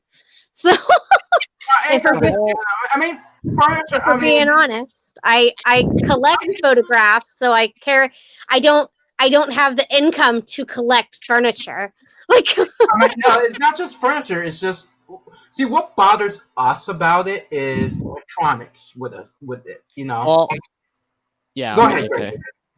No, you were about to say something. Okay. The the part that bothers us about Shabby Chic and a lot of antique dealers and stuff, they don't like it either, is because Right. yeah, sure, you can do whatever you want with it when you bought the item. That's fair enough. Yeah. But it's sort of a historical violation, and plus, there's only so many of these in existence, and you've just painted it white or turquoise or something, and like scratched it's it up. generally turquoise or pastel orange, like things of something that nature. Yeah, it's Yeah. ugly. I There's- like it's not my style as so much, but I mean I mean, it's you do not have as nice. It is not mean, as nice. even phonographs even get it. That's the saddest part. Phonographs get the hit of it because I recently saw a photo of a group of men that I would have loved to have researched what they were about. Maybe they were Masons. I don't know. But it was covered in black glitter. So, what, for Freemasons? I didn't even know this was done Halloween to for a photographs. decoration. Wait, people do this to photographs? I didn't know people did that to them. Yes, they What add do buttons they do to and they them? do all sorts of things to them. Yes, and it always upsets me, but it's true. So what do they do? Like put? Wait. I'm confused. So what do they do? They make them into a decoration. They make them so they take the images. They'll either cut them out or like use them as a collage. Oh, I know what you mean. Oh my! Hold on. Let me look this Those up. two go hand in hand. Shabby Chic and then messing with photographs. Those. I think those are the worst. What I think those are the worst. I think that has to be the worst grade photographs. See, there's only. It's you're wrecking. If it's a photograph, I don't care what it is. You're wrecking a piece of history, and there's only, as I said, so many of them in existence. And plus, most of the time, they look fantastic. I mean, the styles and stuff from like the 1900s through the early 1960s, styles are fantastic on this stuff, and they just ruin it. Yeah, that's just the thing about them, you know. And I can't believe Shabby Chic even exists in phonographs. Yeah, like that's just most shocking to me. If someone's gonna Shabby Chic something, do it to a new piece of furniture. Don't do it to like a genuine antique. I mean, like seriously. Oh well, sure. You don't have to get them an expensive piece of furniture to do that to. No, you like, don't. You just go to Goodwill and like you find something and then do Shabby Chic on that. That's what my mom does. She doesn't go to an antique store and buy something that's really expensive and does it too. Why would you do that? Yeah, and you're literally throwing away money because you got to buy paint too. Pretty much. I guess it also depends on what the piece of furniture is too. That also depends. Like even if you go to Goodwill, pick up a console stereo and then Shabby Chic it. That is not optimal for the antique community. I'm sorry. I just envisioned a speaker covered in buttons, and I thought that was funny for a second. That's why I was laughing. Well, it is funny, but it's also sad. It's funny. I can laugh at this stuff, but it's also sad at the same time. It's sad at the same time. It really is. And ladies and gentlemen, we actually came a video of it. Of a woman. Oh yeah, that's right. Remember, we got a video of it. That's one of the ones from like 1961 or so. It's still got that like Actually, atomic early style. 60s. I think it's like 59 or it's like 61 because it's got the atomic styling going on there. But Let's see if we can find it though. those are the console stereos that are worth a lot. The ones from like the mid to late 50s. I think Because they it were a lot. Those ones. And then she just shabby chic'd it. So it was probably her parents. Probably, I don't know console. where she didn't say where she got it from, but No, but she ruined it either way. yeah. I mean, who's gonna want that in their home? Like I guess she is. I mean, I think she Right. is, and the only one. I mean, I can't. I really. Okay, now we're talking about family. Okay, hold on. Let me actually search it because I'm trying. I'm Did trying you to. not have it? I think I bookmark it. Let me see if I bookmark it. If I don't have it, that's gonna be a shame. Sorry, sorry about this, ladies and gents. Fellas, Yeah. Yeah. I kind of gotta go. Okay. Oh, that's fine. Okay, I'm sorry. It's Oh, that's been fine. No, I no, think it's we're done with the interview. yeah. We had. I So well, did you want to do the interview or I think we already did it, did we? In the yeah, beginning? you I asked wasn't me here. a few questions. You asked me a couple questions. Yeah. Yeah, how to do this. So before we wrap everything up with you, Sarah, Okay. make sure to follow Sarah. She has really good content. Thank you. Links A in lot of description. old photos, and she puts the stories out there. And I really like I said, I really like what she does. Hey, you gotta document the forgotten. It's really important. So her Instagram is down in the description below, just to check her out. It's really amazing. So thank you for stopping by in the today's podcast. As a matter of fact, this is the very first podcast we ever had of me and Greg. Oh So well, my and it was pleasure. Cheers. I appreciate the invite. I've never done a podcast, so this was definitely a new experience. So thank you for inviting me. yeah, no problem, and I'm happy that you're here. So Thank you. Sarah, I'll see you around, Sarah. I'm sorry. What? See you. I'll be. Well, I don't know if we'll see you. Well, see you around. Okay. That's Well, what I'm trying to say. okay. Well, nice to meet you, Greg, and Yes, nice to meet you, Troy. And you guys have a pleasant evening. Okay. okay, you too, Sarah. I'll see you Have a later. good night. Good night. So, ladies and gentlemen, that was Sarah from Faces of Yesteryear. So, make What sure can to I check her say? out. She was great. I mean, you know, Was like great. collects old photographs. What can I? Yeah. What can you do? That's just amazing. I just love that how a person can just do such a thing. To go over there and just take a time to research the pictures behind the photographs. That's just amazing to me. Yeah. So There's so many different things to this whole history like deal. You know what I mean? There's so many different things you can do with it. yeah, it really is. So She does photographs. The GRC does clocks or records. records. I didn't mean to say that. The You know, there's all GHC. sorts of. The GHC does clocks. Wrong thing. Yeah. You can tell what I'm always thinking about. Yeah. So I was thinking, yeah. So um, so we're looking for the Shabby Chic.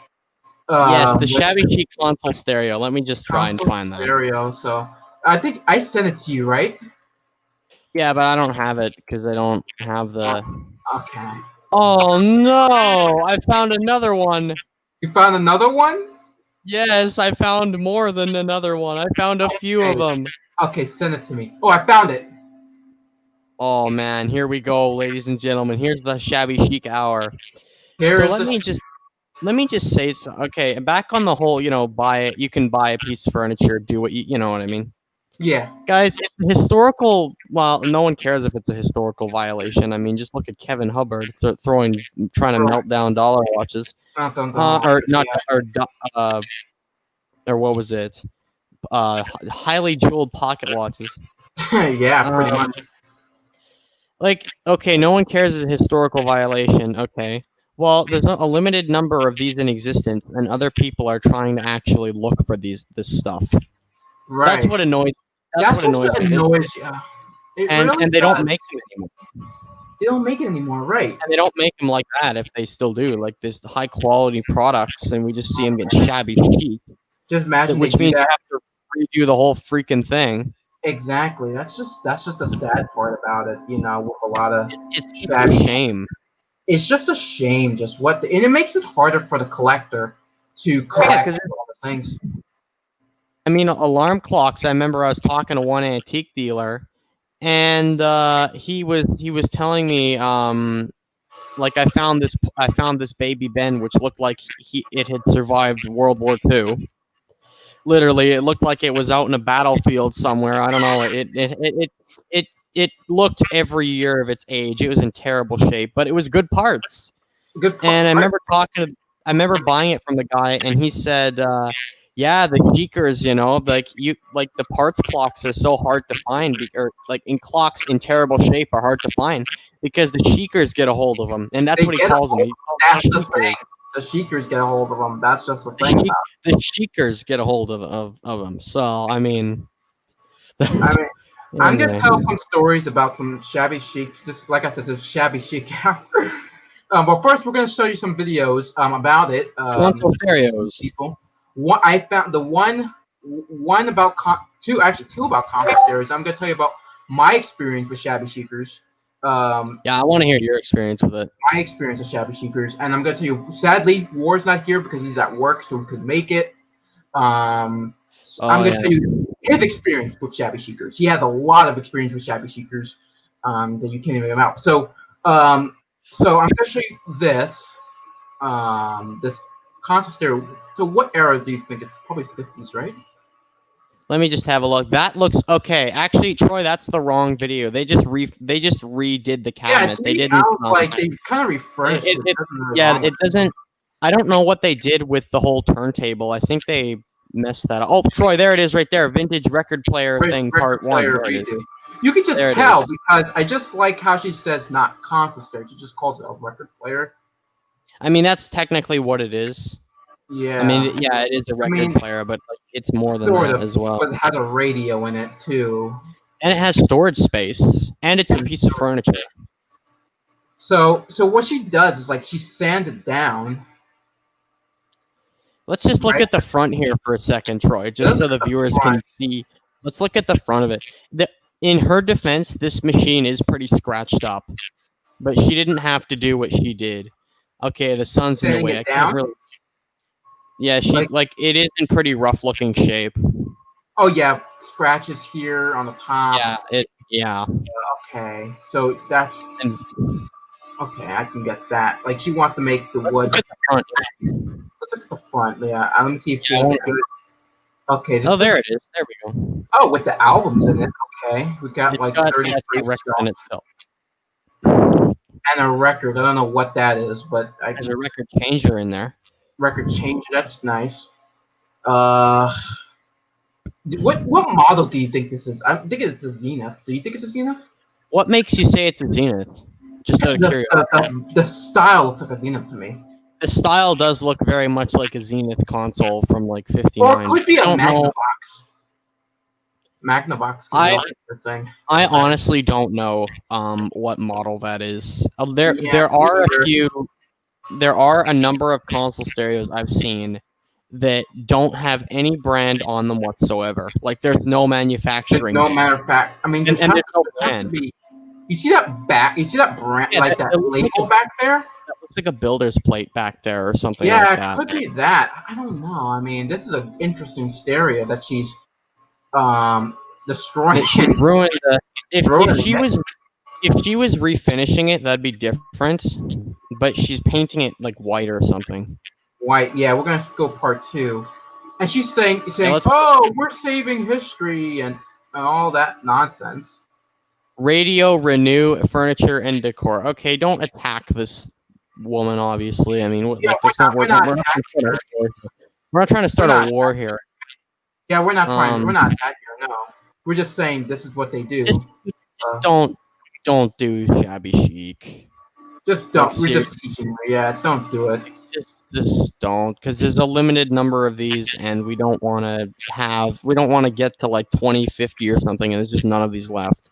None of these left. Yeah, that's just the thing. And you commented, right? I don't know if I yeah, Oh, yeah, I you did. did. Please never do this to Please Yeah.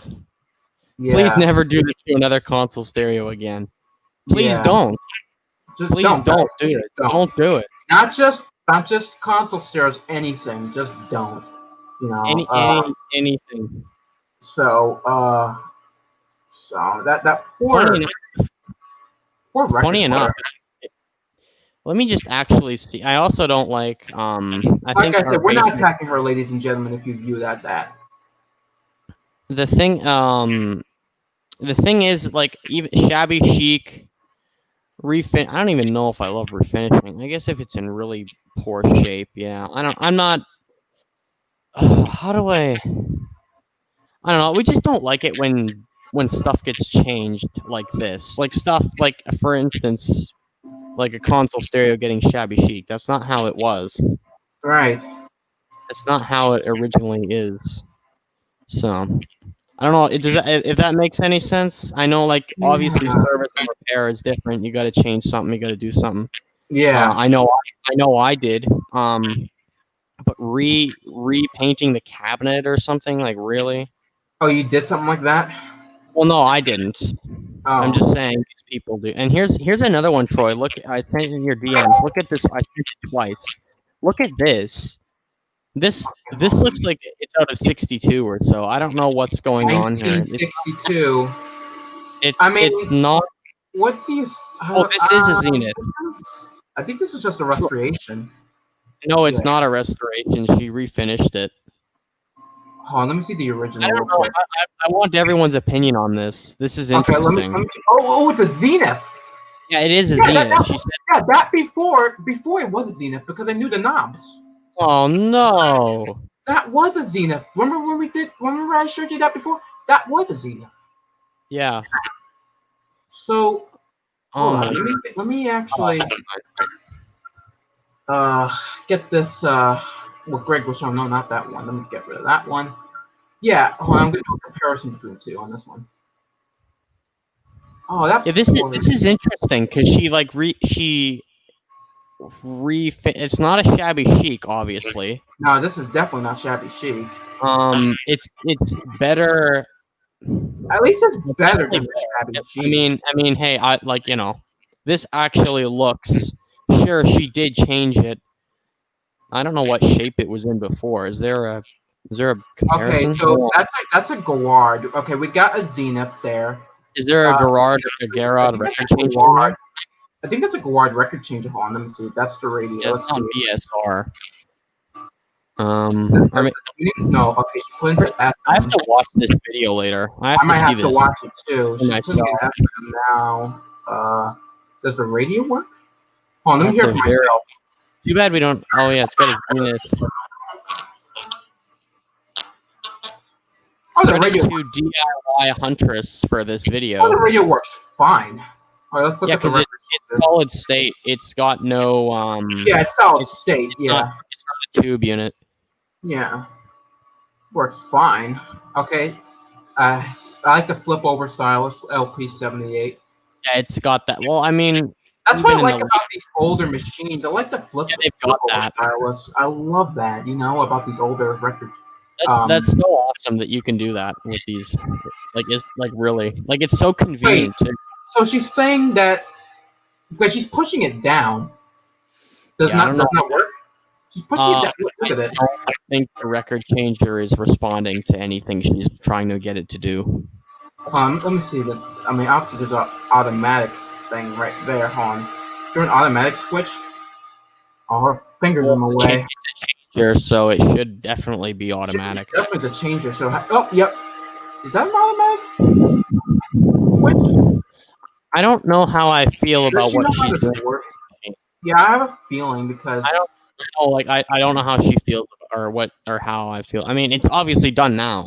It's on with, but I don't know. I don't know if I like this or just. I mean, it's a pretty nice cabinet. It's better than Shabby Chic. I'll give it that. Yeah, at least. I mean, she's not doing anything that's bad to it. I mean, this is what they did after. I mean, what do you? I'm not sure about you, ladies and gentlemen, but we got an ad. Well, at least she's got skill with working with furniture. She obviously knows what she's doing to some extent. Yeah, and she's doing. You could argue that about my channel as well. Anyway. Okay, what did they do now? With the, I mean, it looks nice now. I mean, I don't know about you, Greg. What do you think about this? Yeah, that's the thing. Are they trying to fix the changer? Well, at least they appear to have done, because they put an Audio Technica mat in it. I don't know if you saw that. Like, they put an Audio Technica mat. I don't know if that was entirely necessary, because the changer has the rubber mats, but maybe it didn't work or something. Probably. Yeah. Audio Technica mat. Yep, that's an Audio Technica mat. I don't know if the garage mat was in good shape. I'm not sure. Yeah, okay. You know what? I think this is just just a restoration. Yeah, I don't think she's like messing with it in the same. Yeah, because she polished up the handle. Did she? I think she did polish them up. Hold on, let me just see. There's all those handles on the front. What I think, it's okay, Greg. I mean, yeah, I'm gonna give her a pass because this is.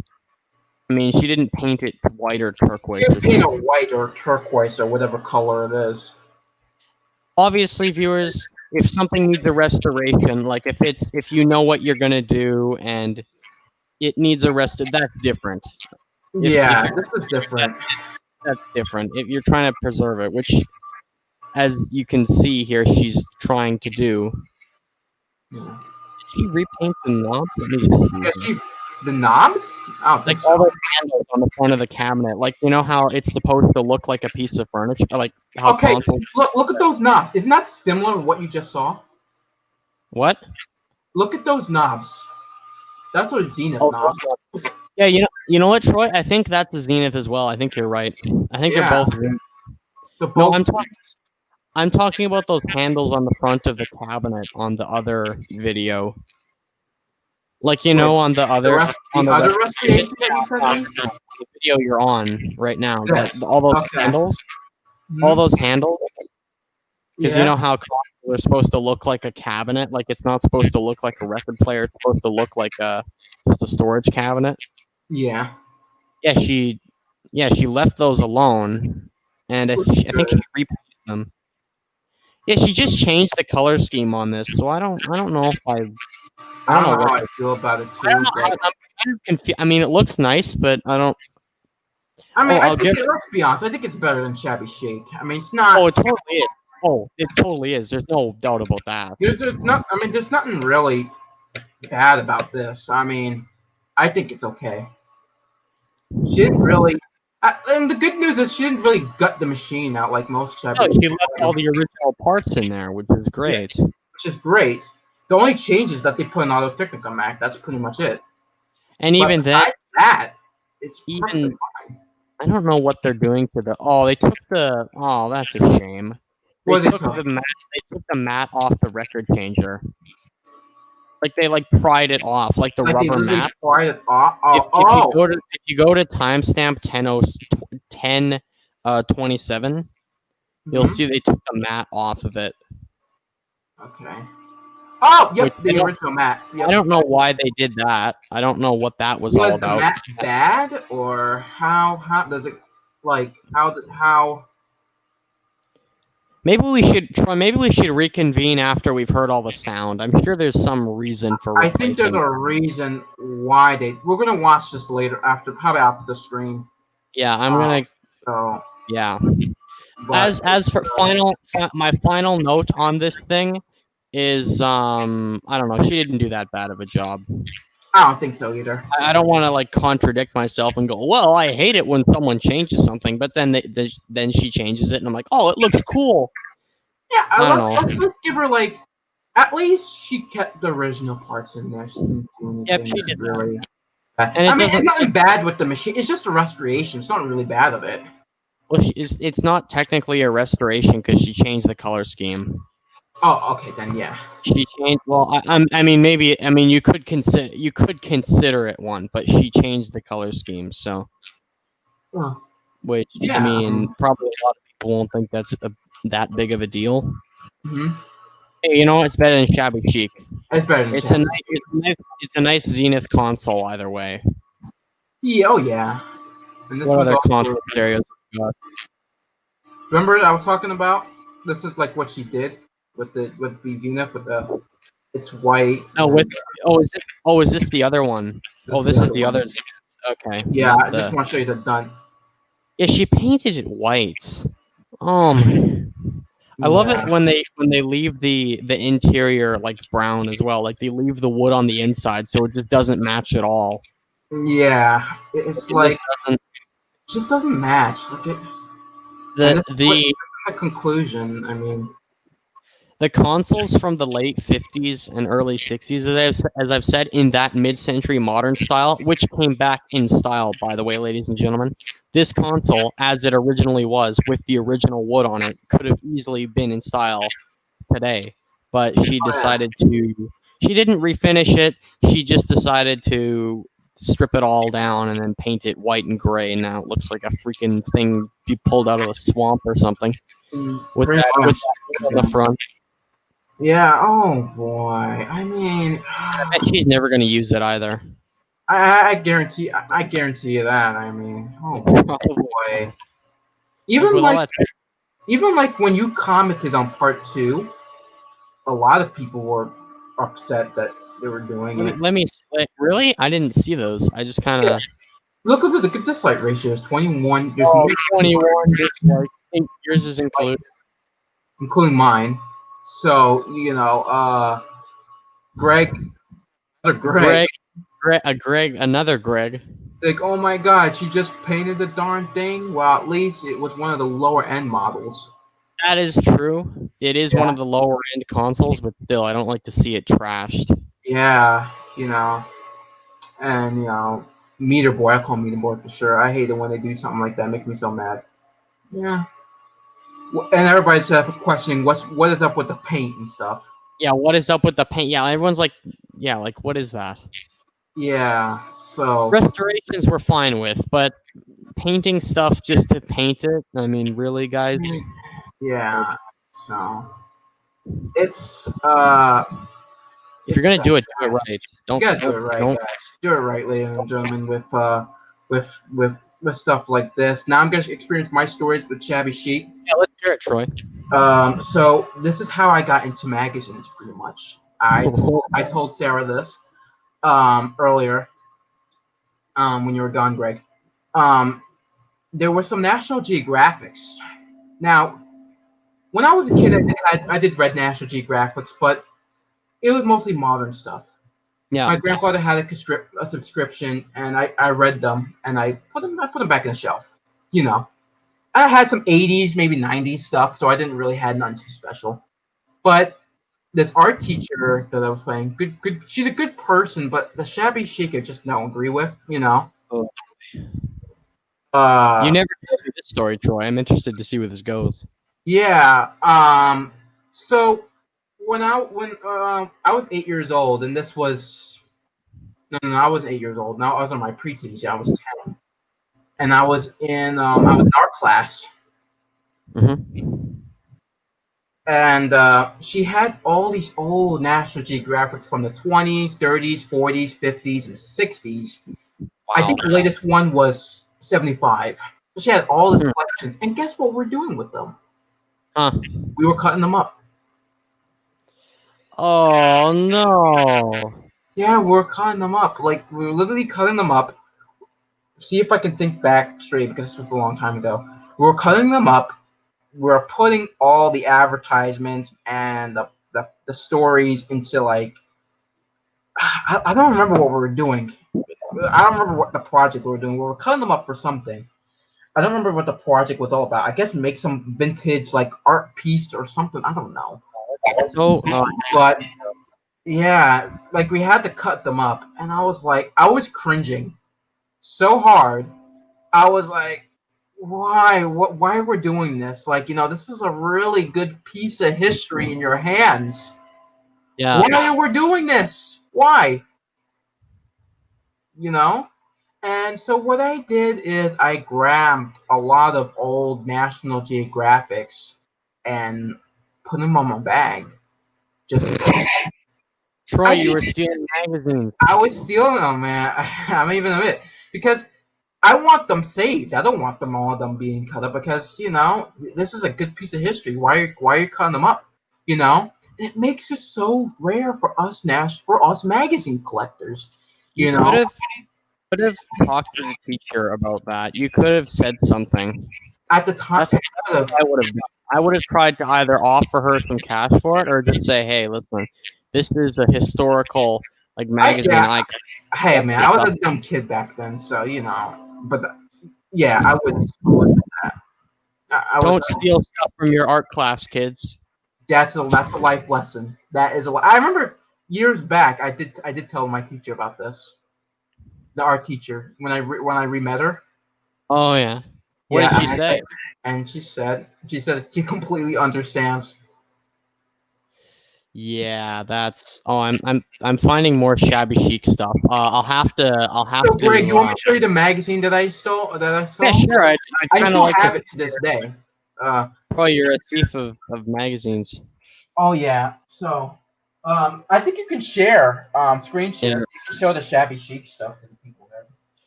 Yeah, sure. You're on your computer, right? I am.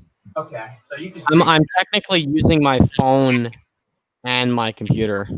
Okay. I know we're off the console stereo discussion, but I've just found like a whole bunch of videos now that are about trashing console stereos. Man, they get so much flack, these things. Why don't people just use them to play records? They can't be bothered to. Oh, Hopefully they this is got not. me. If I can't find it, Greg, I'll show it to you some other time and the viewers. But Yeah, sure. If you can't find it, Troy, you can't find it. yeah, because like I said, I have so many. I've been collecting a lot over the years. Yeah. No, it was a John F. Kennedy one. Is that right? Yeah, that they were. I saved it, but there's a couple stuff that was cut up, which is sad. Oh yeah. So you can just tell it was from her. Yeah, I might have one of these days. I might have to clean out my drawer, see what I got. But I don't have it with me. But let me show you a picture actually of it. Yeah, sure. Yeah. Also, here's one of the issues I just picked up. Oh, okay. What year is that from? December of '65. 65, huh? Yeah. See, National Geographics. See, I don't really care. Okay. I also have another art teacher that does the same thing too in high school. And I don't care if she cuts up, mostly she cuts up the 90s and 80s stuff, which I don't really mind. Yeah. Because they're very common. 80s and 90s Yeah. stuff, they're very common. But 70s and down, that's where I get pissed off with the National Geographics because those are the rare stuff. It's not great. Yeah, and actually they're getting harder and harder on eBay now. Huh. The earlier stuff, oh yeah. Yeah. So hold on, let me just show you the issue that I have that I still got. I might have to clean one of these days. I'm gonna clean out my drawer and get it. Yeah. Uh, okay, July. No, what? No, January of '61. It was. Yeah. It was about the White House. Was it about the Huh. White House? No, not 60, 61. Yep, this is it.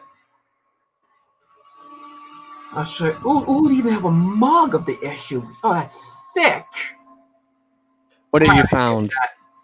A mug of the issue that I was talking about. My, This is the issue. Found a mug of it. January No kidding. 61. That's the No issue. kidding. Yeah. See, Mrs. Dwight. No, it was about Eisenhower. Yeah, it was about Eisenhower was still president, right? Yeah, by January 61. So yeah, you know, and they even have a mug of it. That's sick. Look at that. I mean, Troy, that's gonna be your mug. You're gonna get that mug. I'm definitely gonna get that. I think that's pretty cool. $14 of it too. That's definitely my mug. And I get. Oh yeah, that is. I might have to get that actually. Huh. But anyway, so you can actually buy these on Amazon for a very good price. Even on Amazon sells them. Uh, $4, $4, maybe $5. See, magazines is very cheap. That's why it's a very good hobby. To do, you Yeah, know. from what I've noticed on magazines, they seem to be pretty plentiful to some Yeah. extent. I'm not saying you can trash them, but that's not. It doesn't matter. There's still a limited quantity of them. Yeah, still, like, you know, these are the rarer stuff. This is the stuff that you want to look for. Yeah. You know, like I said, 70s and down, those are the stuff that you want to look for because they're getting rarer. I'll show you on eBay Yeah, sure. on the numbers because I remember the numbers to this day. I was looking for Mae West records because I'm purchasing records this month. Oh, nice. Sorry guys, I'm a huge Mae West fan, so just ignore that. I mean, hey, I'm a fan of the Four Lads to like the extreme, so Yeah, I can't. yeah. I've got nothing on that. So, okay, I remember when I was a kid, right? When I first got into the collection, right? There was 150,000 National Geographics on eBay. 150,000. Now it dropped to 120,000 now recently. So I'm not sure if they're going to a good home or somebody that wants to come up. Who knows? But it's getting rarer. But I do like people on selling on the National Geographic stuff. Like this guy right here. People actually they have like boxes and boxes of the National Geographics. You can actually buy a random pick from the 30s and 80s. I actually might want to get that. Like 12. Matter of fact, you know what? Let me bookmark this. You know, because I'm thinking about purchasing stuff on eBay. Wow. And look at that's that. Quite the lot right there. Oh yeah. That's mostly that's 70s stuff. That's 60s. Oh, those are the older ones. These are the 30s ones. Look at that. 70s. It's a good lot. A random lot. No duplicates. It's not bad. Not bad for $10 they want it for. And you can actually pick the issues if you want. So you can pick the issues. Oh, Whatever yeah. you want. So whatever they have available, you can pick. 30s stuff, like 40 stuff. And you just see how it's getting rarer because you mostly see on eBay most of the modern stuff. You know? That's just what's bad about them. You see it's more modern stuff compared to like more like 40s, 60s, There's nothing from like the 20s or 30s here. Huh? There's nothing from the 20s or 30s in there. You rarely see it from the 20s and 30s. I mean, here's a guy that's selling like single issues if you want, like from 1927 to 59. Huh? Like a specific one. Yeah, like a Pacific one that you wanna what you want. Oh, okay. But, you know, I mean, it's kind of good, but they're getting rarer, so you can just tell because there was a lot when I was a kid that you can buy from. I remember browsing on eBay all day just to look for a magazine that I wanted. See, these are the 90s. Yeah, no, This is the '90s stuff. It's not very common to get. National I think I Geographic print, right? huh? Yeah. This National Geographic. No, but is it still in print? Yeah, it's still in print. Okay. Stuff that's not really in print, I don't think they're Mhm. really part of the surprise. Like Life magazine, right? Life Yeah, magazine. life's Life's got. It's a famous magazine, so it has more stuff. I think I'm not. I think they're print, but I think it's by a different company. I think by Time just does it, not just time just themselves. took over life. Yeah, I mean, you kind of get, that's kind of how it because goes they're with these once a things. part of Time. So I'm getting the May West issue. I know. I'm getting the May May West West. issue. Yes, I'm getting the May West issue. I'll You show gotta you. get the May West. You gotta get the May West issue. Oh yeah, I think it will go fit. I think it will go fit with the signature. Definitely. Yeah. This is the May West issue. Oh yeah. May West There is she is in her going literal palace of white. for that's her favorite color. It really is. It really is her favorite color. It's what Just- like if you just look at her apartment, it's white and gold. Like pretty much everything I is mean, white. her mirror almost looks like it's got shabby chic action going on there almost. If you look at that mirror, like I don't know how old that mirror is, but it's got sort of Well, a, unless it's old white. What Tim told me, it's been there since the 30s. Oh, I don't think that's shabby chic then. I think that was just originally white. Yeah. Okay. Even like remember, it's just it's interesting. It's very interesting. I mean, I think. Hold on, let me actually go to the archives and I'll show you what I mean. I think they in that issue it showed her apartment. Let me go to the archives here on Google Books. And this archive actually shows every single Life magazine that was printed. Wow. From 1935 to 1972. When was the first? So obviously the first magazines were in 35, right? Well, originally they printed out in the 1890s, but they went out of business in the 30s, but they came back.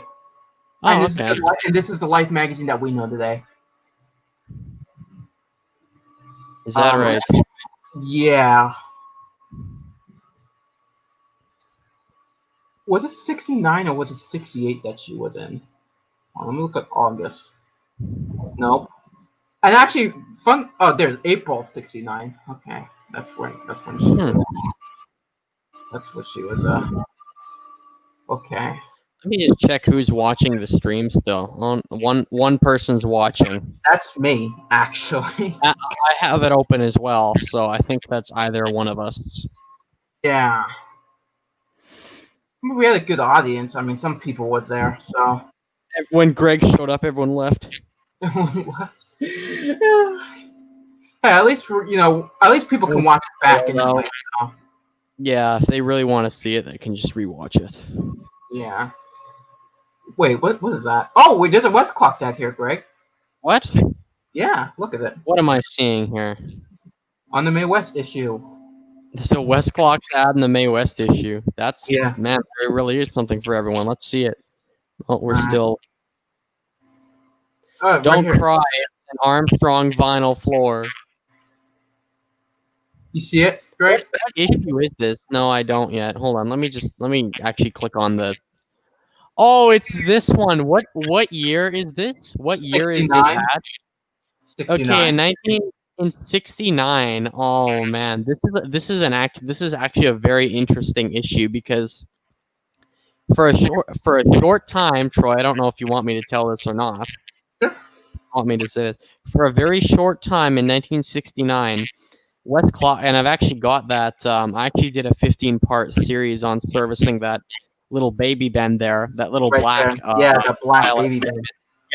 Yeah, I did a 15-part series on that. But anyway, in '69, they re-released the Style 1 Big Ben, the Style 1A Big Ben, which is up there from like 1909, and they put, instead of, I'd like to kind of get my hands on one of these just to see what quality they've got, because apparently they long since sold all the like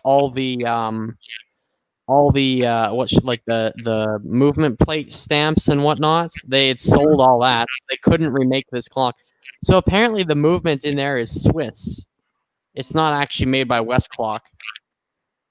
It's a Swiss Really? movement. So it's a Swiss movement? Yeah, it's a Swiss, which is ironic because it's like, as you know, the whole destruction of Westclox was the imports. And it's funny. It's funny how, like, sure, Westclox made the movement in the Baby Ben and the Big Ben, the Style 8s. Sure, they made the movements for those, but for that, Troy, am I putting you to sleep? No. No, it's good history. It really is.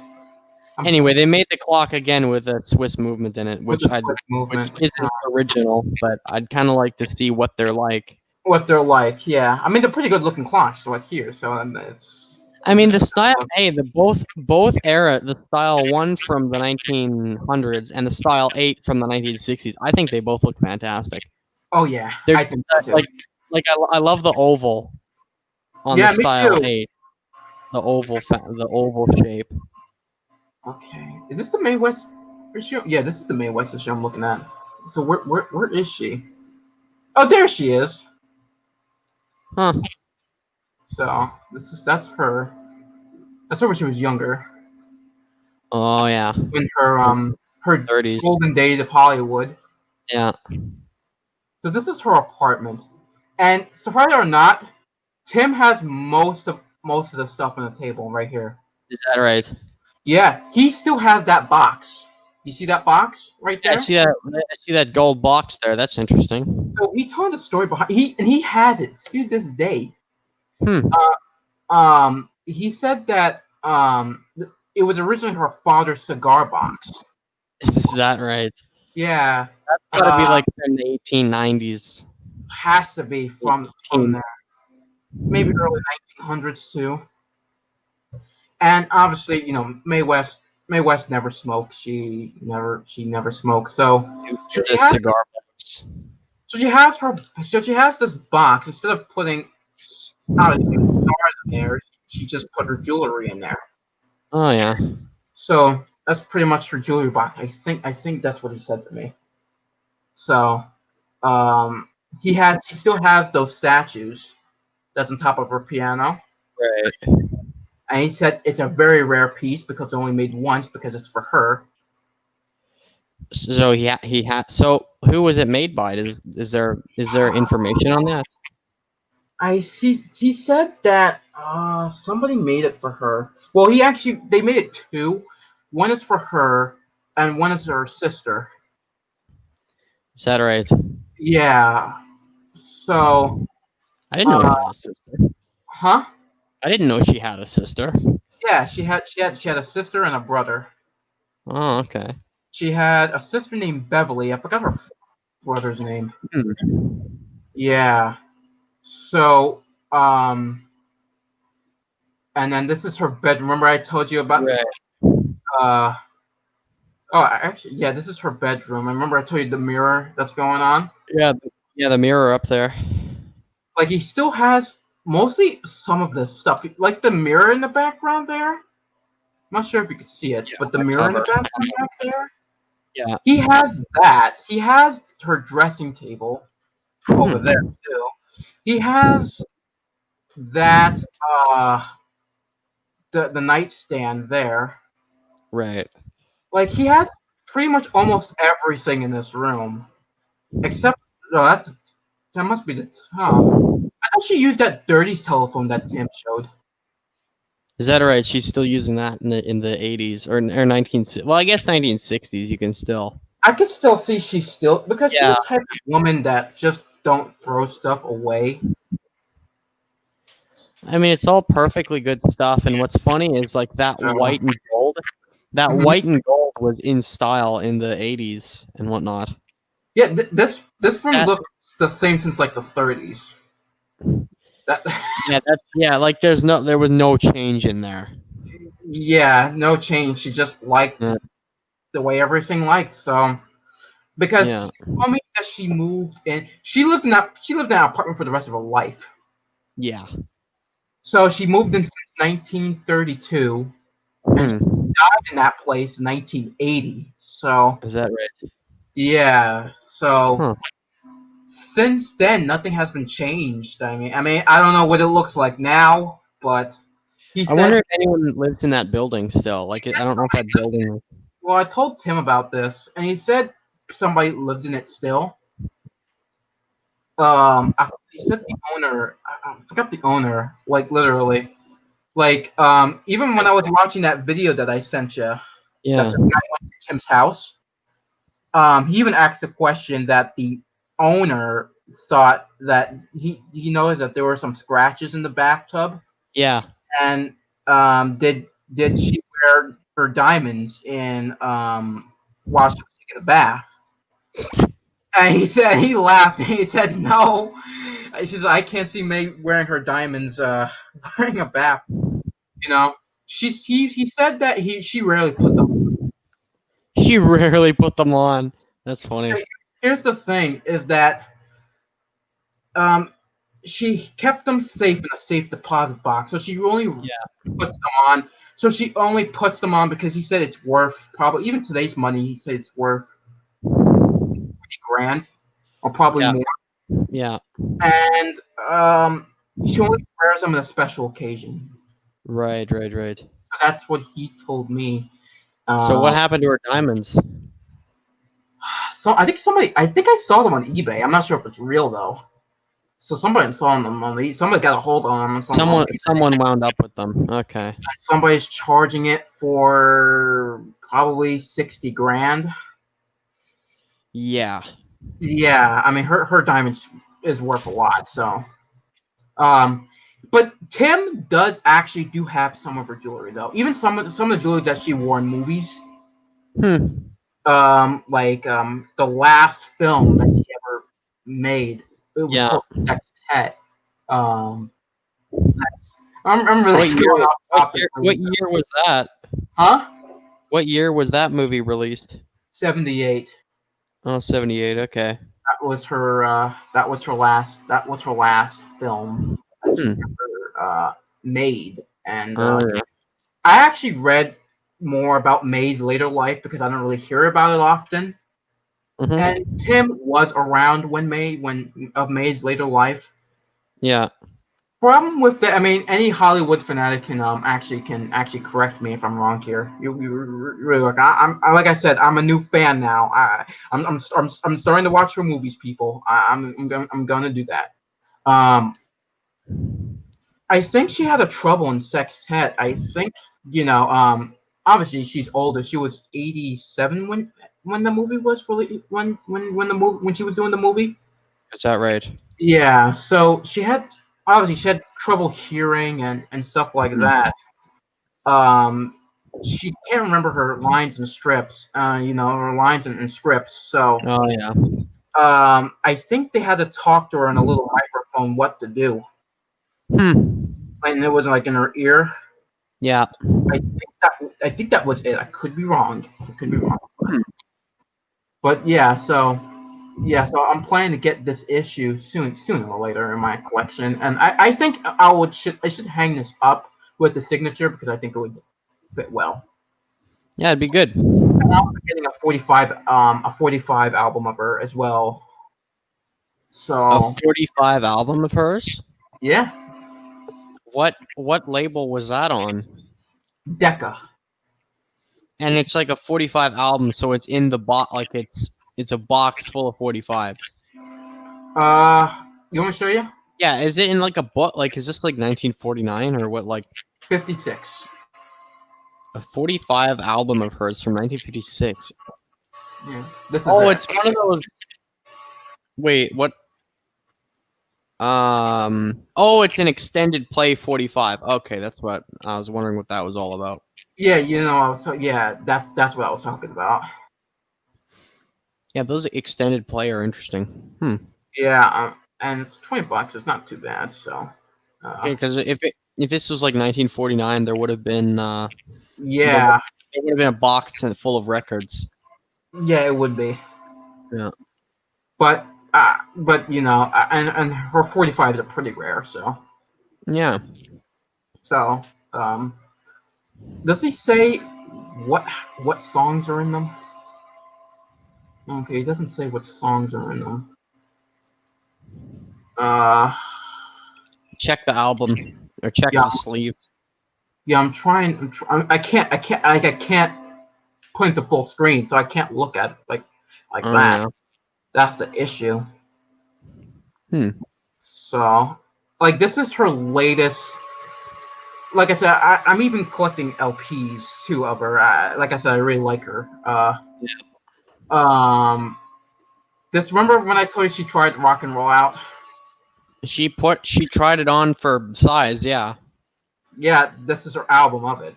It's called Way Out West. Way out west. Yeah. Hmm. This is her album. Like, she even made her own song of her own day called Mayday. Hmm. It's really, yeah. And you know the song called Boom Boom Boom Boom. You know that Um, song? like which? Are you sure it's called Boom Boom? I know. I What think was it was that? called Boom Boom. I I just continue anyway. I think I might know what you're talking about.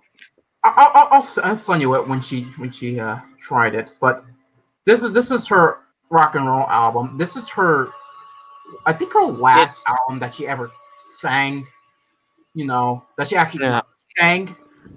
Uh, Hmm. this is Mae West, The Great Balls of Fire album, What year's that from? 72. Oh, okay. So that's her like last Hmm. record that she ever recorded on. Hmm. So um, like I said, I'm getting the 45, but I'm getting her LPs as well. I might want to try out the in my record store, see if they have it, and Hmm. there. But anyway, off topic. But so War Nickel Revolution talked about Yeah, we his. never heard of stories. So his story was, I remember what he told me was that one time he was in the library, and Oh, check it no. out. This library was like, like, what, like a wood mill. Like a windmill. I don't know, a wood mill. Yeah, I think I know what you're talking. Yeah. You know the wood mill that has like a. Oh, let me show you a picture of it. Yeah, so the viewers can see what's going on here as well. Like they used to have, like they have that wooden thing that's like, I don't know how to, hold on, just in case of.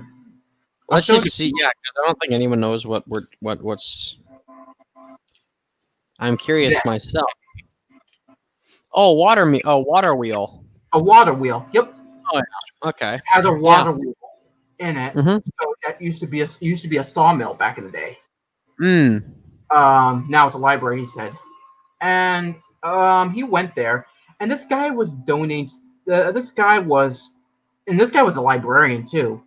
He had Huh. these books from the 1870s.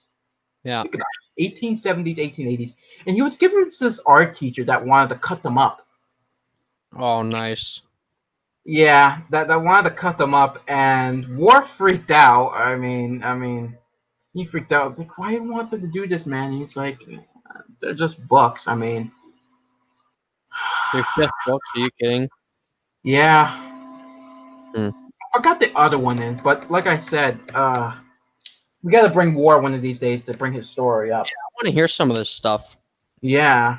I just don't remember him, but if you want to check out War record, who I'm talking about, ladies and gentlemen, I'll put War Nichols Revolution in the description below, and you guys can take a look for himself. Really good guy. He's very knowledgeable on coins, all that other good stuff. So, okay, Yeah. we crossed Shabby Chic out. Well, Now there's always room for more Shabby yeah. Chic discussion in a Oh later. yeah, there's other more. I mean, if you find some, just let me know and you can send it to me, and I'll put it in my prep chat. I think I should put a prep chat like you do. Yeah, it's a handy thing to have. Yeah. Just Yeah. if you come across, just send me it and I can put it in the prep chat for next stream. Yeah, will do. So uh so now we have architecture now. Actually, you know what, Troy? I think we should save that. Do we think we should save that? We should save that. Okay. At least we got Yeah. the two things done, so Yeah, I think we'll save that. I'm actually gonna go here right away. okay. So alright, ladies and gentlemen, this has been the end of volume 1 of the History Man and the Gregola show. And the Greg shows up an hour late show. Off an hour late. Yeah, I mean Yeah. most of it was just the interview. So, you know. Yeah. I'm never doing. You met Sarah though. She's pretty nice. Yeah. You know? Yeah. No, she was fun. I'm never doing 2 podcasts in one day though. This is like. I think we should. You can only talk for so long. I think we should. That's my fault. Another one. No, yeah. I mean, at least you came. You know. So. Well, yeah. Yeah. That first one killed my phone, and then here I am. So. Yeah.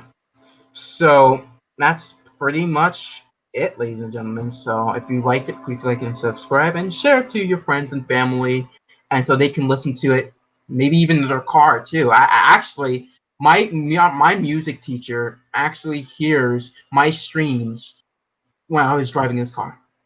Oh, nice. I every time when he's going on a trip, he always put me on. I mean, I think that's pretty nice. Yeah, it's pretty good. Shout out to Troy's music teacher. Yep. Shout out to him on there. Putting us on. So, all right. So we're gonna end it here. So thank you guys for watching, and we'll see you guys. I haven't put out a date yet, but maybe like in mid-October. What do you think? Yeah, that'd be good. Okay, some like mid to late October. Mid to late October will be great for the part 2 for architecture and stuff. But at least we had 2 topics. Did you discuss it at all? Like, did you discuss it with Sarah at all? No, architecture. Mostly we just did the interview. So okay, all right. So I'm gonna end it here. Have a good day, ladies and gentlemen. All right.